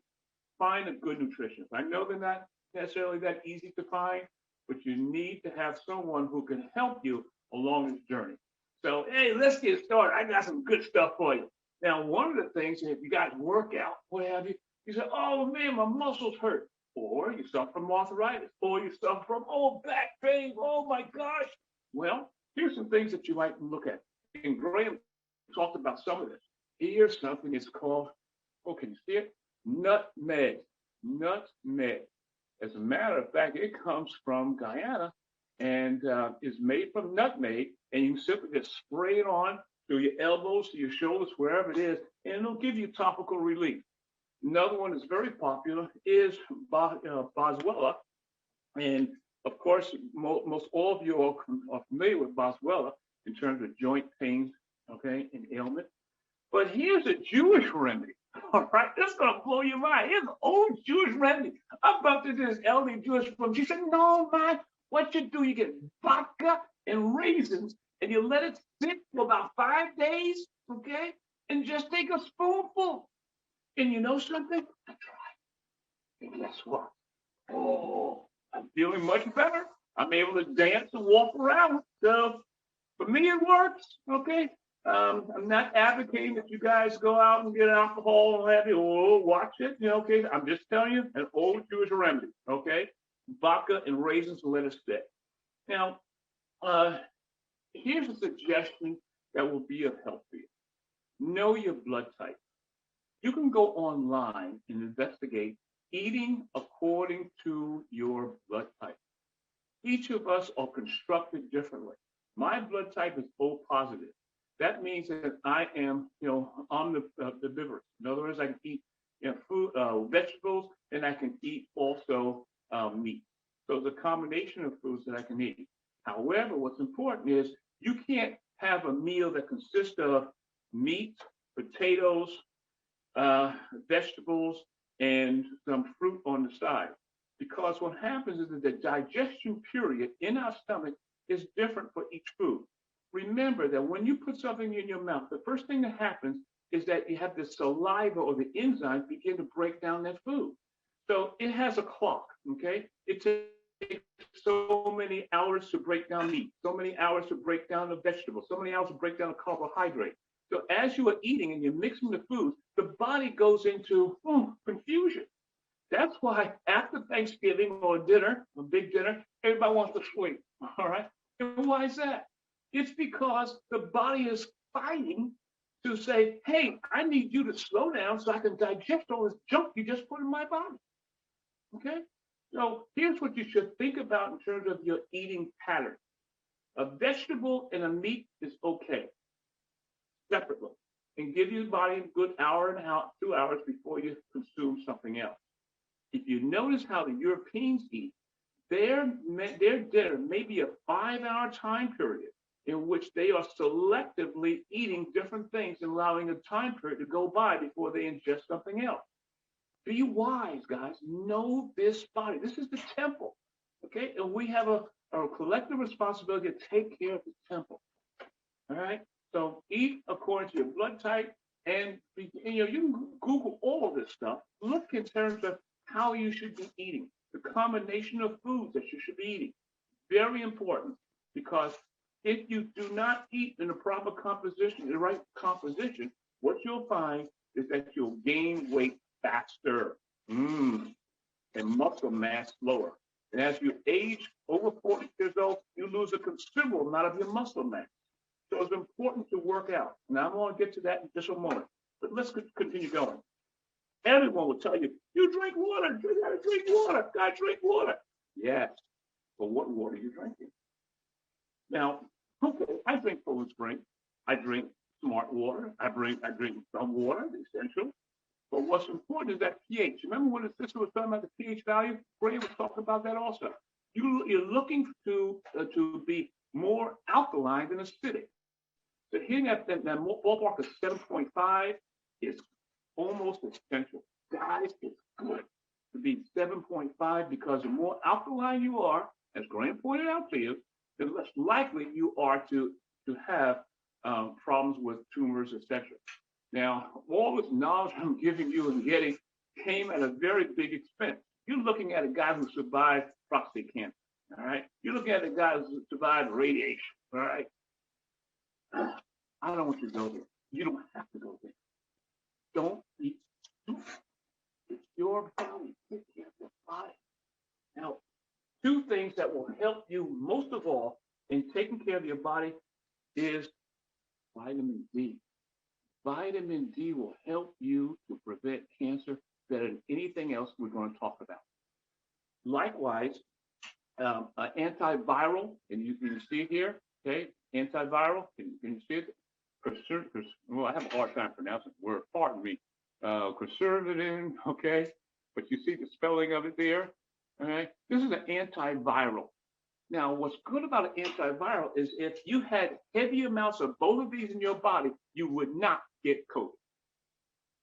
Most people who succumbed to COVID and got sick and had to be hospitalized had low vitamin D levels. Also, too, they were obese. Obesity is a major killer. Guys in our community, Black folks are dying like flies because of obesity. Your waist size should be half of your height. So if you're 72 years old, your waist size should be 36. Now, most of us have a waist size as if we were 8 feet tall. All right, so let's get together, brother. And you say, oh, man, Fred, I ain't got no time to get into exercise and all that. I'm going to show you how to do it. Okay, now, in terms of your heart's important. You know, turmeric, all good stuff, okay? It takes turmeric, and of course, the sister, I think, mentioned it. But here's another one, it's methyl care, okay? And methyl care will help unclog arteries of cholesterol buildup, unclog, okay? Can you see it there? Yeah, I think you got methyl care, all right? That's what I take. But here again, what's good for me is good for me. But you may not need all this. But you see, here's what would be important is to have your doctor to order a cauteroid examination to find out, what they'll do. They'll put a piece of equipment here by your cauteroid artery to determine if you have plaque buildup and what percentage of plaque buildup. This will help you to eliminate that, okay? Or to reduce it, I should say. Now, Quaker Oats. Here's Quaker Oats, all right? Quaker Oats, it talks about heart healthiness. The only reason why I don't really get into this too much is because the same kind of mush that gave slaves on a slave ship. That's my person, okay? Good. However, CQ10 is an essential. You need to have CQ10 for good heart health, okay? I talked about the turmeric. I like turmeric with the berberine, all right? Berberine has what's called AMP, which helps to help the body to better digest the turmeric, and it'll give you a better punch for your dollar. Oh, Bragg, hey, all right. With the vinegar, a little half teaspoon of vinegar mixed with water before bedtime is good. It'll help you to balance your stomach, all right, in the evenings. It's important that when you eat, though, guys, that you should have a time span between the time you eat and the time you go to bed. Do not eat while you're in bed. That is a no-no, a positive no-no, because your body does not have a chance to digest food or move food. So there it sits. When it sits, guess what? It pads on, guys, all right, in places you don't want, all right? So do not eat in bed, and try to have a window of 3 to 4 hours between the time you eat and the time you go to sleep, because your body needs that time to work that off. Whatever you eat that is sweet, all right, make sure you eat all that you're going to eat that's sweet before 1 o'clock to give your body ample time to work it off, all right? Now, L-arginine, good stuff. L-arginine is a nitro oxide. You need nitro oxide for energy. You ever see the power lifters? They are popping these capsules left and right. This is nitrous oxide. Your body naturally produces nitrous oxide, but it's a good thing to have in your body to pump up your muscularity as, in fact, you work out. But to what's important too about NO2 or nitrous oxide, it gives you energy. That tired, sluggish feeling. No, come on, man. It gives you the bang for the buck, man. You're ready to run, jump, and say hallelujah. Okay? In terms of water, we talked about that a little bit. Coconut water is excellent. Drink coconut water. It is a power antioxidant. What is antioxidant? What is oxidant? Oxidant is rust or rot in your gut. That's what's happening. Hey, guys, you want to be rotten inside? No, come on. Get some coconut water. Ginger. I love ginger. You can slice it and dice it and make ginger tea from it and add it to your meals. A little piece of ginger in your meals is great for you. It'll help to keep you in balance. It'll help you in all of your dietary functions. It's a great thing. All right. God gave it to us for a while. That's what's called a root, bro. That's what's called a root. Okay, dokie. High blood pressure. Oh, what do I do for high blood pressure? Exercise and garlic. Add garlic to your food. It doesn't take much. I know it's saying, oh, man, my breath's going to stink, what have you, whatever. All right. Well, hey, what was the reason for, bro? Okay. Add garlic to your food. It's excellent for you. I use garlic, as part of my regime. Thank God I don't suffer from high blood pressure, but I do suffer from sugar. So I got to be kind of cool with my sugar intake and what have you. So that's why it's important to exercise. Because think about the body. The body ingests food for one purpose. It's fuel. So if you're not using the fuel, guess what's happened?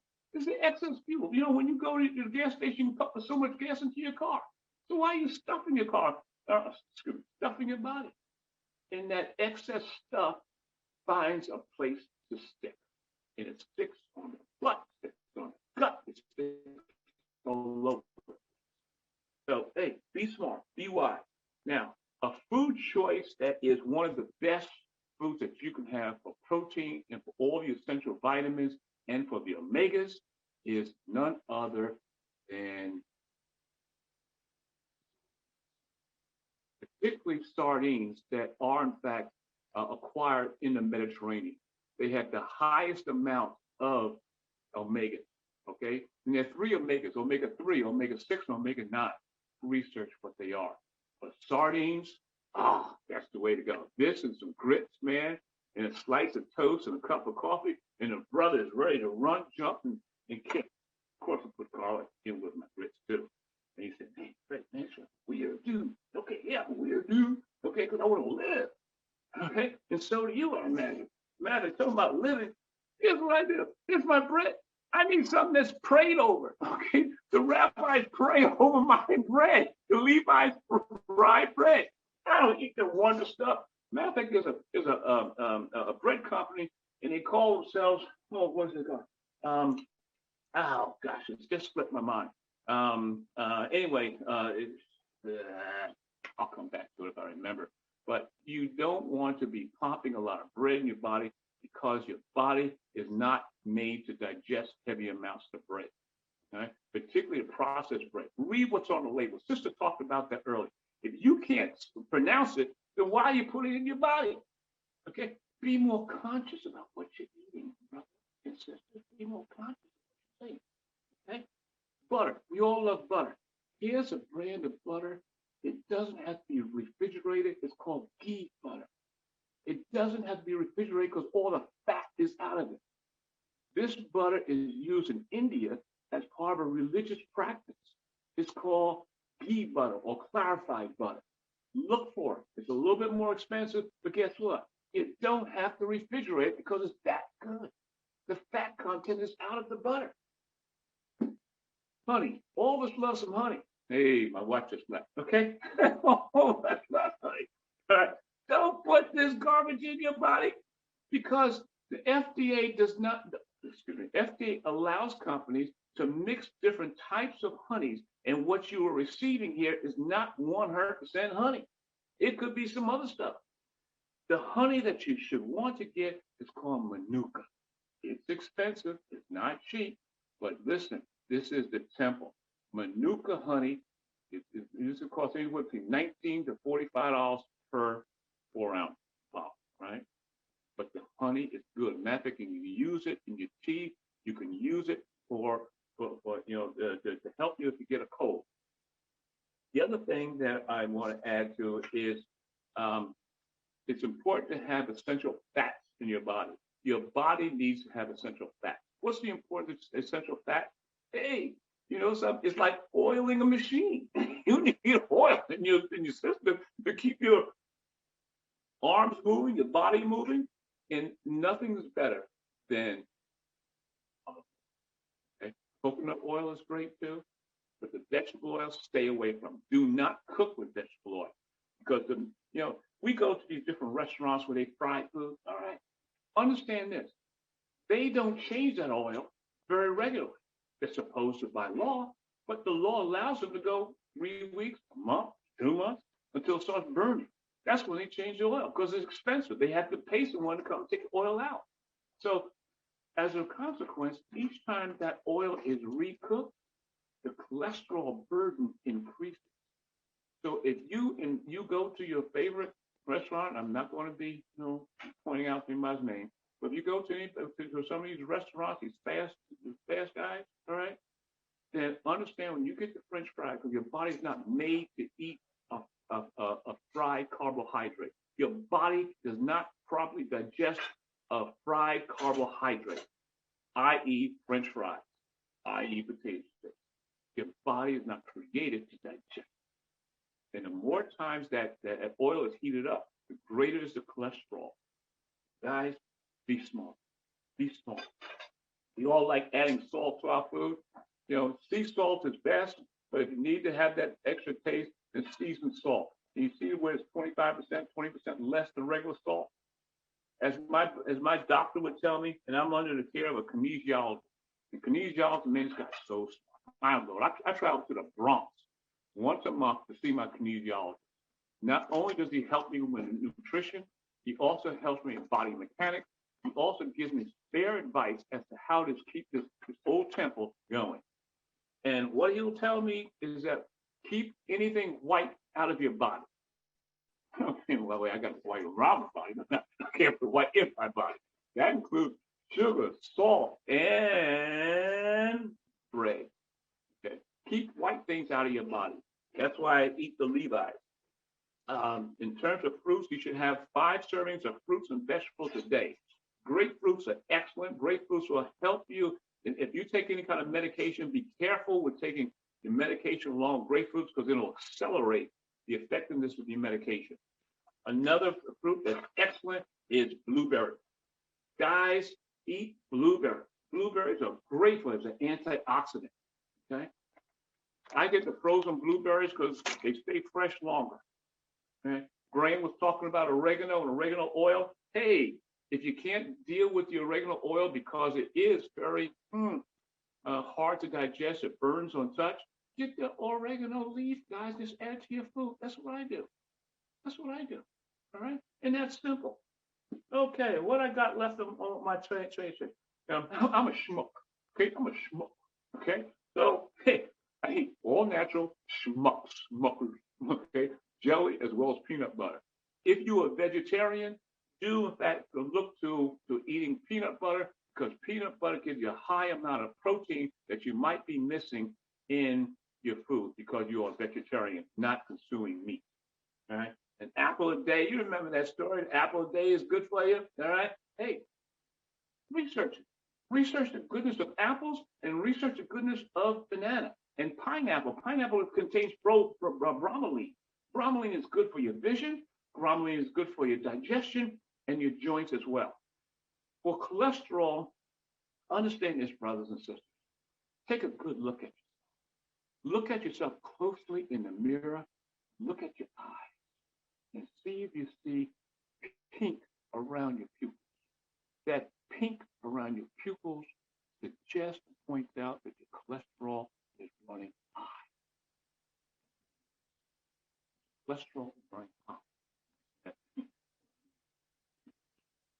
Body wants to tell you every turn of the switch what is happening, what's going on. So you tune that out. Your fingernails. Look at your fingernails.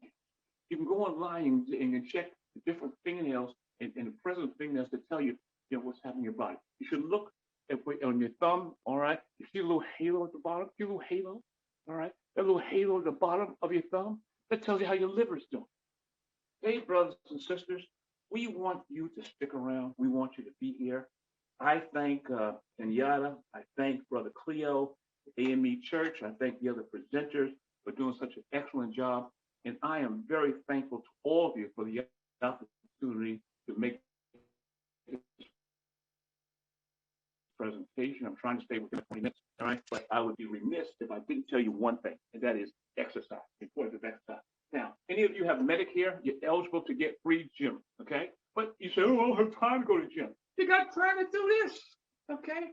Matter of fact, the easier one than with the bands is during your commercials, you dance. And each time you watch a show, an hour-long show gives you 19 minutes. That dancing will keep your body fluid. It will give you joint health and strength. It'll help. And I almost forgot about these guys. These are Chinese balls, okay? Those of you who suffer from tunnel syndrome, all right, in your arms, here's a remedy. It's simple, okay? That's why the Chinese use it, okay? And you simply just play around with it in the middle of your hand and twist it, and it'll develop your forearm and the strength in your hands. Hey guys, life is simple. Keep it simple, enjoy life, and thank you so much.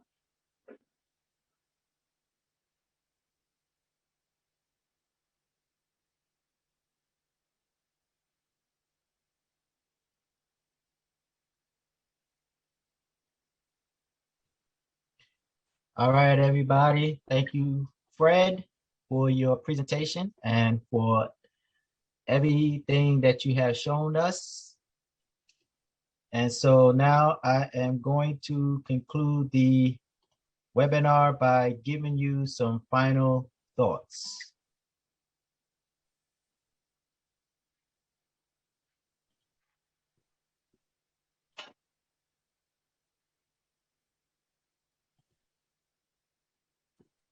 So all the presentations that you have heard from Lissette, Sister Tara, Graham, Fred, they have given us a lot of information, things that we can do to improve our health. And I will encourage you all to do your research, to do your research and to experiment with some of these things and discover what works for you. So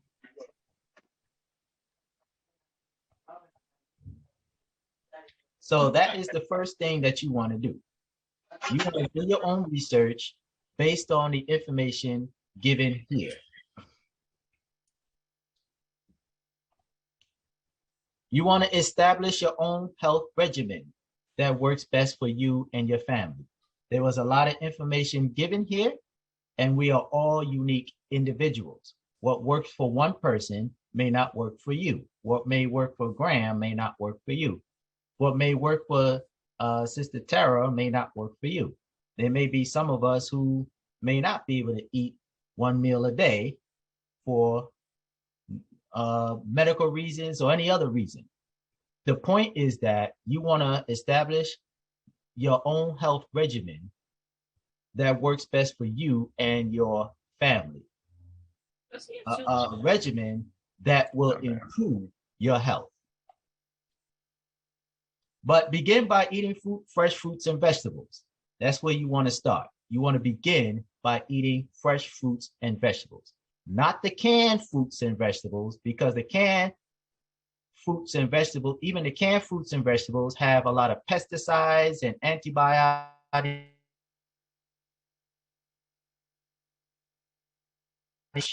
Fruits and vegetables.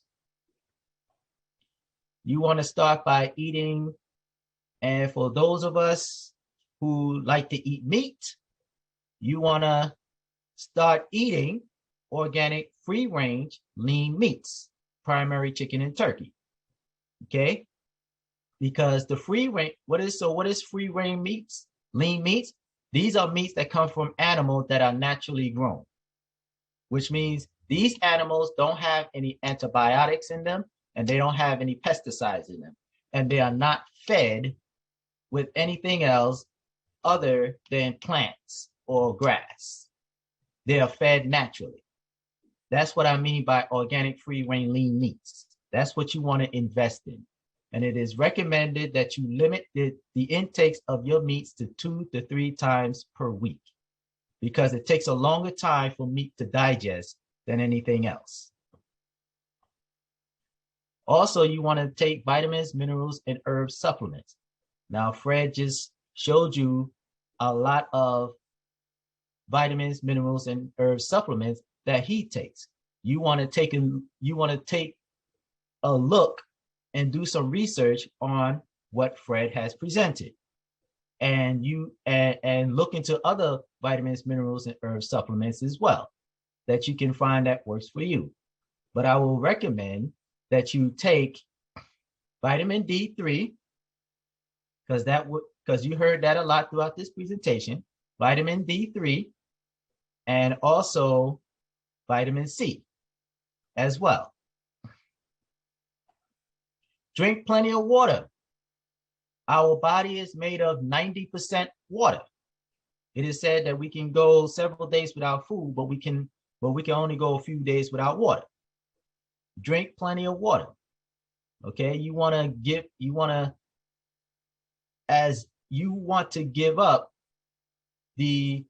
stay away from the artificial fruits and soft drinks because they are bad for our health.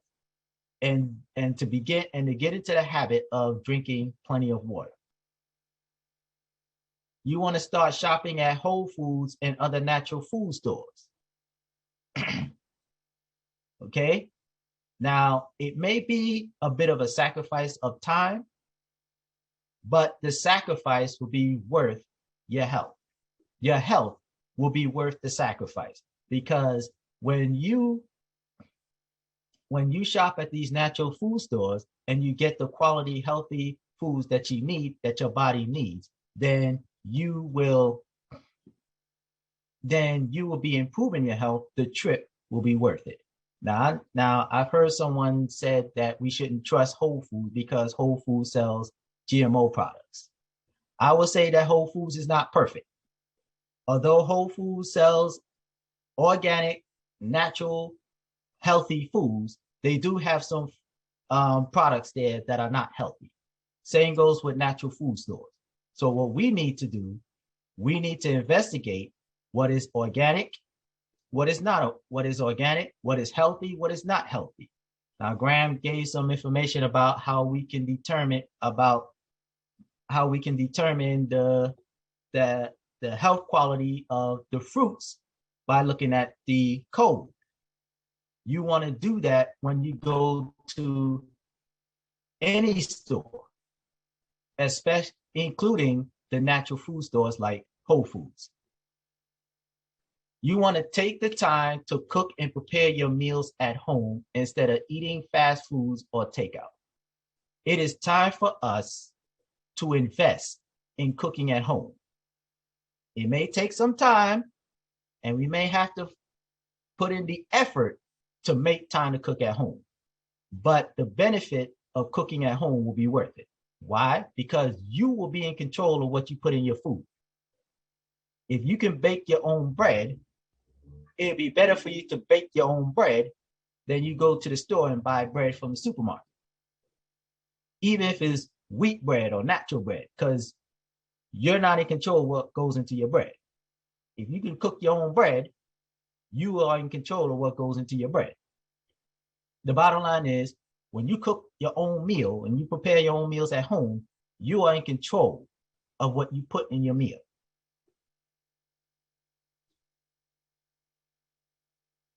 Avoid the canned foods, microwave dinners, and foods with excessive salt, sugar, greasy, and unhealthy oils.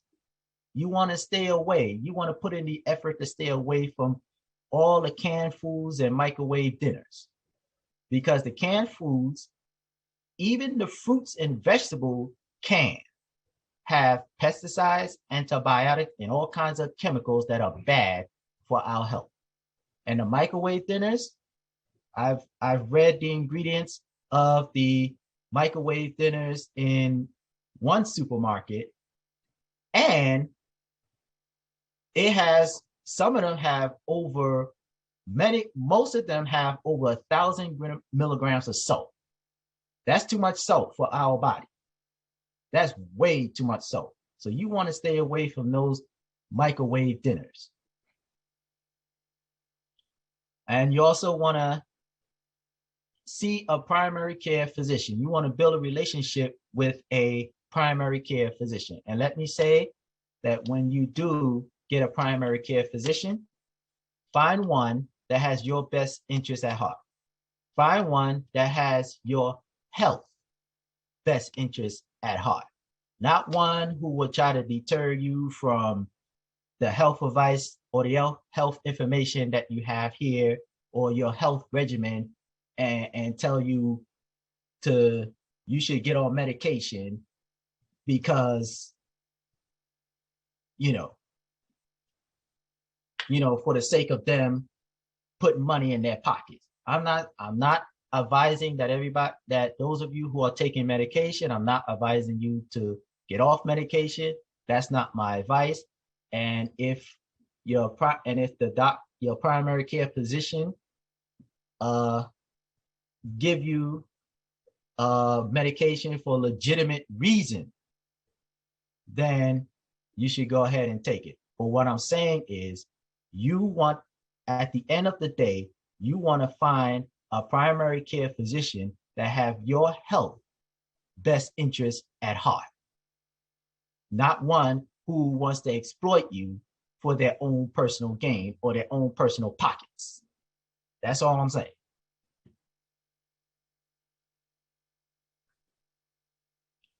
And let me just say to the vax and the unvax, for those of us who took the vaccine and the COVID vaccine, for those of us who did not take the COVID vaccine, there's a big debate about it.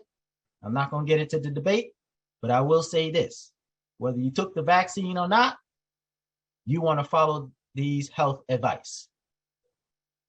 Okay? And so we are at the end of the presentation, and we will now get into the Q&A. So I will turn it over to Cleo for final remarks and Q&A. All right. Thank you, Brother Kenyatta. Thank you so much. Thank you so much for your presentation and what you brought to the table. Right now, we ran over time, but I thank y'all for just sticking around with us. And we're just going to open up for a short Q&A. I don't see Brother Graham. I see Brother Fred there. We also have Sister Lissette. She's available too. So if you have any questions, you can put them in the chat right quick, or you can just, you can unmute them. Tech team, you can unmute them, and you can just come on and we can do a quick Q&A. Thank you for sticking around. Yeah, tremendous presentation today. I learned a whole lot. Thank you for putting this forum together. My question is regarding diabetes. Any recommendations or suggestions from your esteemed group or panel on how to manage and maybe even offset or even reverse diabetes or diabetic condition? A lot of people believe that diabetes is hereditary. It's not. One thing you might want to do is get to a nutritionist, and a nutritionist can put you on the track, and your doctor, if your doctor is really up to snuff, your doctor should be advising you as to which foods you should and should not be eating. Also, exercise is important. Are you taking insulin? No, it's not for me personally. It's for one of my family members. All right, so if you're not on insulin, you can reverse that. But she's borderline. She's I want to say she's borderline. So, just wanted to see if there was any information I could share with her. I know exercise would be very helpful. She's not obese, but I know exercise probably would be helpful to her. But I was wondering if there was anything else in terms of like diets, But as you said, maybe her getting a good nutritionist would help. Yes, yeah. Most doctors do not study nutrition. Wow. Thank you. Yeah. If I can chime in here just for a moment, because I am a person who suffered from the same kind of condition, so I can relate to it quite well. Exercise helps me. You know, you have metformin, which is a medication for guys who are suffering from type 2 diabetes, or those who are close. You know, if the what do you call it? ACL? Not ACL. Like A1C. A1C. You know, you're struggling to keep it under 6. There is a natural form that you can use. I just put it away. It's called Genema. Genema sylvestri. Genema sylvestri. Give me 1 second. I'll go and get the package. It's on top of the refrigerator. Sylvester, you know, you can't. It's a little tiny bag. That's it. That's it. Genema sylvestri. Here again, consult with your physician. This is how it's spelled. If you can see it there. Genema sylvestri. You can get this in tablet form. I have it in powder form. You can put it in the chat. Take Fred. a picture of it, Fred. Put it in the chat and send it to me. Okay. This is Type Greg it in Jones the chat. Sr. Yeah, type it in the chat, Fred, just in case there's somebody else that could use that information. Yeah, yeah. Absolutely. But what I was going Thank to say also that, you know, garlic is important, but exercise is the trick, and of course nutrition, you know, and you know, your eating practices. You know, you just got to start eating right. I mean, you know, all of us put a lot of junk in our body, and we got to stop that. You know, it's you know, as I mentioned to you earlier, anything you're going to have to sweet eat before 1 o'clock, so you have a chance to burn it off. You don't want to go to sleep or go to bed running 140, 150, 160. You know, you just don't want to be there. You should strive to be somewhere under 100, 94, 90, 92, somewhere in there prior to going to bed. Or at least take something, you know, that would bring it down even further. But Genema sylvestri. But here's the point I was going to raise. There's a company called Life Extension. They make vitamins. Life Extension. Life Extension. You can call them up and they have a nutritionist. You can ask for the nutritionist, and those people are exceptionally skilled and can give you good advice. All right, on the different kinds of vitamins and elements that you might want to consider. Thank you. Thank you. Hi, everybody. This was a really excellent presentation for Black history. And I love the way you started when you talked about, you know, what we have access to and how harmful it is to our health. But I just wanted to just ask just to say a little bit about, you know, some people are prescribed medicines and then we're taking supplements, and a lot of times they contraindicate. Is that correct? You want to know even with the supplements, which ones you could take with the other. Could somebody kind of speak to that?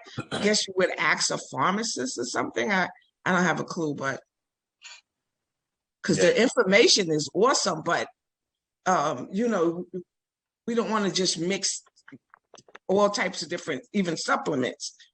Is that correct? Because of our health. Most organic, the minerals and such not saying all, do not interact with prescriptions. And I would say that you should check. You know, this is a two-edged sword. There are some doctors that'll tell you, oh no, don't do nothing. Just do what I tell you to do. And the medical industry can be funny, depending on who your doctor is. I had a surgeon who told me, whatever you're doing is good, it's working. And I personally don't take pharmaceuticals. I don't even take aspirin. See, but again, that's my situation. But you should speak to the doctor, let the doctor know you want to take such and such to work along with whatever you're taking. And also speak to the pharmacist, because some doctors feel that you need to do everything that they tell you to do. And part of that is that medicine and wellness can be two different things. You want to get well. You do not want to maintain a condition for 5, 10, 15 years. All right. You want to find out what's causing the problem and how to rectify the problem and eliminate it eliminate the problem altogether. Any doctor is going to keep you on a prolonged prescription as opposed to seeking to get you healed. When people went to Jesus, they went to Jesus for healing.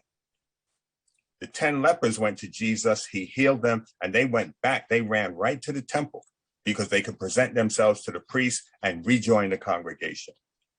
So your physician should be looking towards your wellness, not to have you taking a medication for 5, 10, and 15 years, because doctors get paid.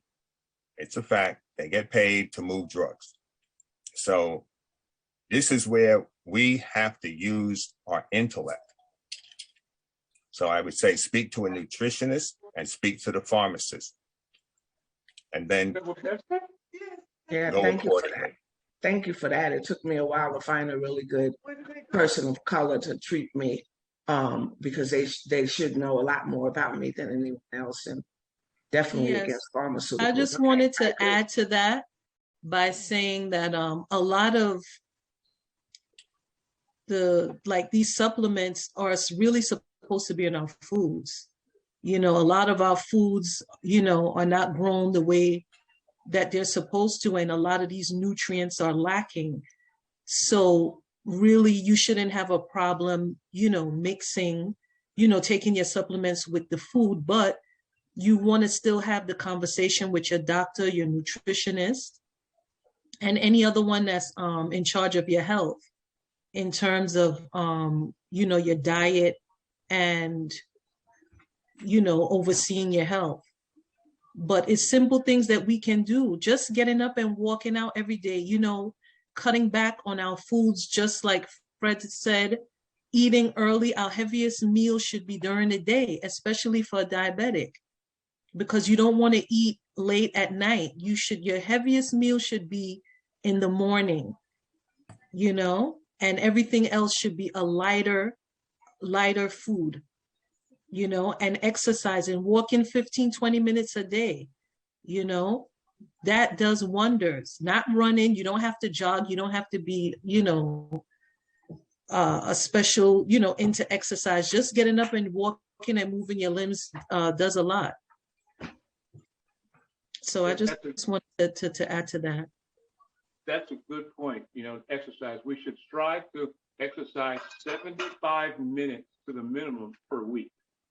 So however you get that time in, 75 minutes per a week is minimum. Also, too, minimally 20 minutes, because what happens is it takes about that length of time, 20 minutes or more, for the body to get into the right burn mode for any kind of successful result. But an overarching thing here is all diseases start in the gut. It's our gut health that we have to pay a lot of attention to. One of the suggestions might be a probiotic. Probiotic. Yeah, that's one of the recommendations. It might be a probiotic. In essence, what you are doing, you're putting good bacteria into your gut, because your gut needs this kind of bacteria in it for proper digestion. As a matter of fact, if you look very closely, again, at your body, you should be examining what goes into your body and what goes out of your body. That's important. And when you look at corn in particular, the small kernels from corn, you might eat it on a Monday, and you might see the last of it coming out of your system by Thursday. That's for real. Probiotics, and if you take an antibiotic for any reason, you are killing the good bacteria in your gut. So you need to replace it. Yeah. Thank you. Brother Sheldon has a question. You can unmute, Sheldon. Good evening, everyone. I just downloaded my blood type chart. I was shocked at what I saw. Most of the foods that are not allowed, I eat. And I find that kind of funny. Can you elaborate on that, Fred? Because it threw me through a look. I'm looking like, you gotta be kidding me. All the stuff that I love to eat, like the chicken, I love chicken. I love salmon, and that's all in the not allowed. Excuse me, chicken is the not allowed section. I'm like, what? So you can elaborate on any kind of balance on this sheet, or what I should be following, or I should just use this as a guideline, or use this as like the word, like that's it. What's the Everything in benefits of this moderation. chart? Everything in moderation, brother. Okay. Everything in moderation. I just shocked. I'm like, oh my God, yeah, I can't believe Yeah, I can't believe when I looked down the list, like, what? Yeah. And I love cashews. I was like, cashews is off the list? What? Wait a minute. Hold on. Keep in mind that chicken, Chicken are really healthy too. I got it. chickens are loaded with antibiotics. You can lose 1 million chickens in less than a week with some type of flus. So the chickens are shot up with antibiotics. That's why it's important, even if you're taking prescription medication for antibiotic, or you have some kind of infection, you've got to go back to the health food store and get probiotics to put that flora back in your gut. Another thing, beef is no good for the human body. Your body cannot fully digest beef. Impossible. And it's funny thing is, it says beef is allowed here. Like what? Settles. A couple of problems with beef. This system is about money. Listen, the system is about money. They will grow a steer as fast as they can grow it, and they give them steroids. So they're shooting the animal up with steroids, and then you eat the steroids. Why do you think the children walking around here are as big as they are from eating hamburgers and such? Beef, your body cannot fully digest. It rots, it settles in your colon, and then as it's putrefying, and if you're eating beef, you can smell that nastiness when you go to the bathroom. If you're going to the bathroom and the paint is coming off the walls, you need to change your diet, okay?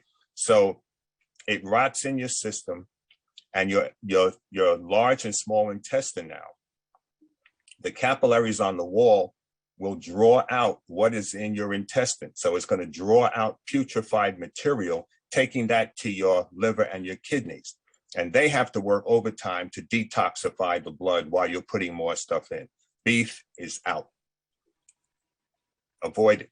Your body cannot fully digest it. I don't care if it's organic or not. It's not a meat that your body can fully digest. You don't want things rotting in your system. All right. So right about now, thank you for the Q&A. And I'm just going to turn the floor over to my Reverend Lisa. And then she's going to say our final remarks, and then we'll just close out in prayer. I want to thank all of you for this information, this powerful information. As a member of the medical community, and as someone who worked with children, I think my best piece of advice is that how children learn to eat and how children learn to take care of themselves starts with the adults that are feeding them.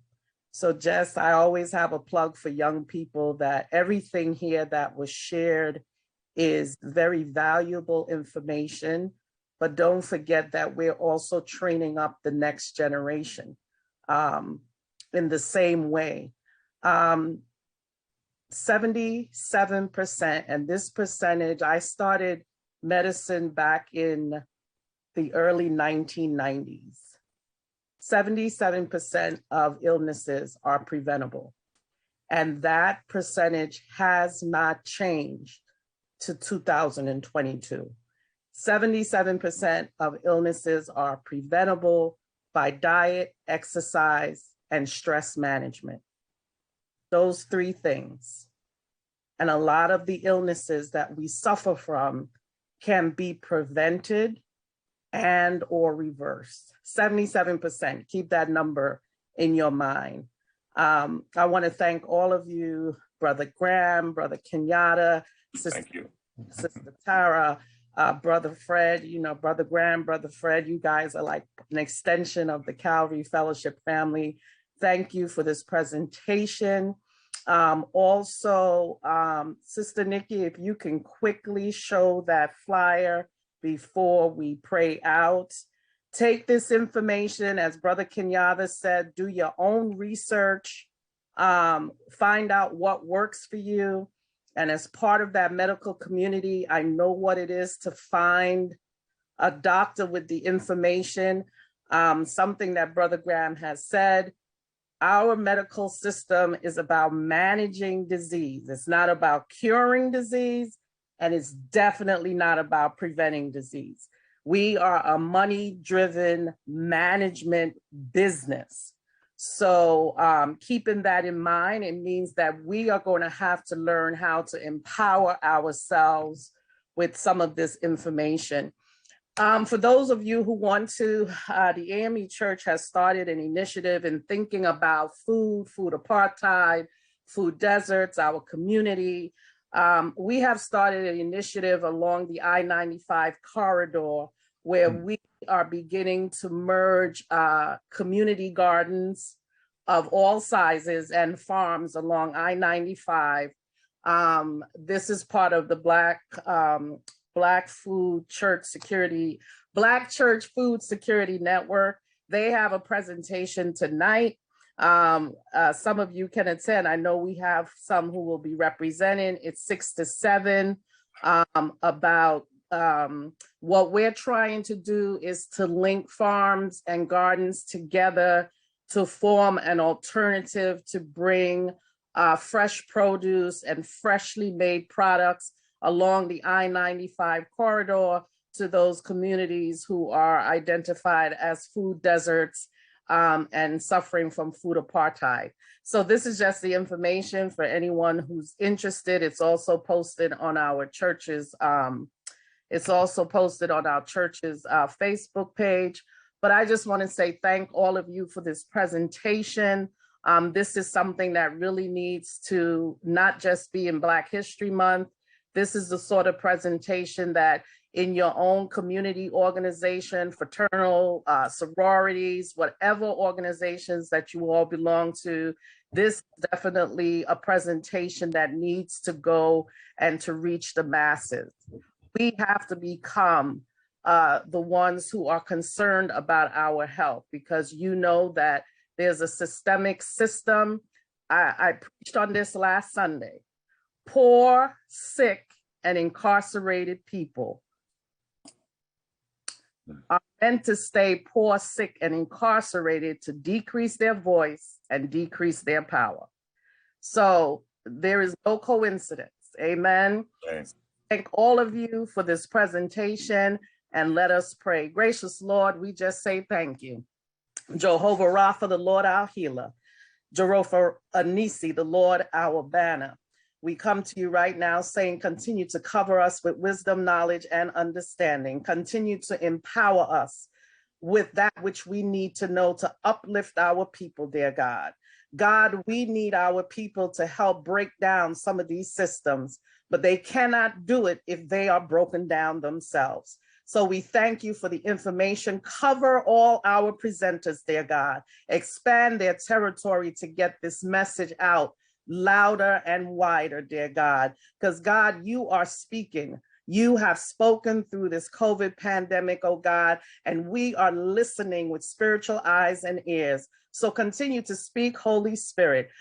Jesus Christ, continue to cover us with that bloodstained banner so we can edify this kingdom. So the least we can do is continue to witness the gospel, to continue to talk to people about hope and a future. So we just thank you in the name of Jesus, by the power of your Holy Spirit. Let us all say amen. Amen.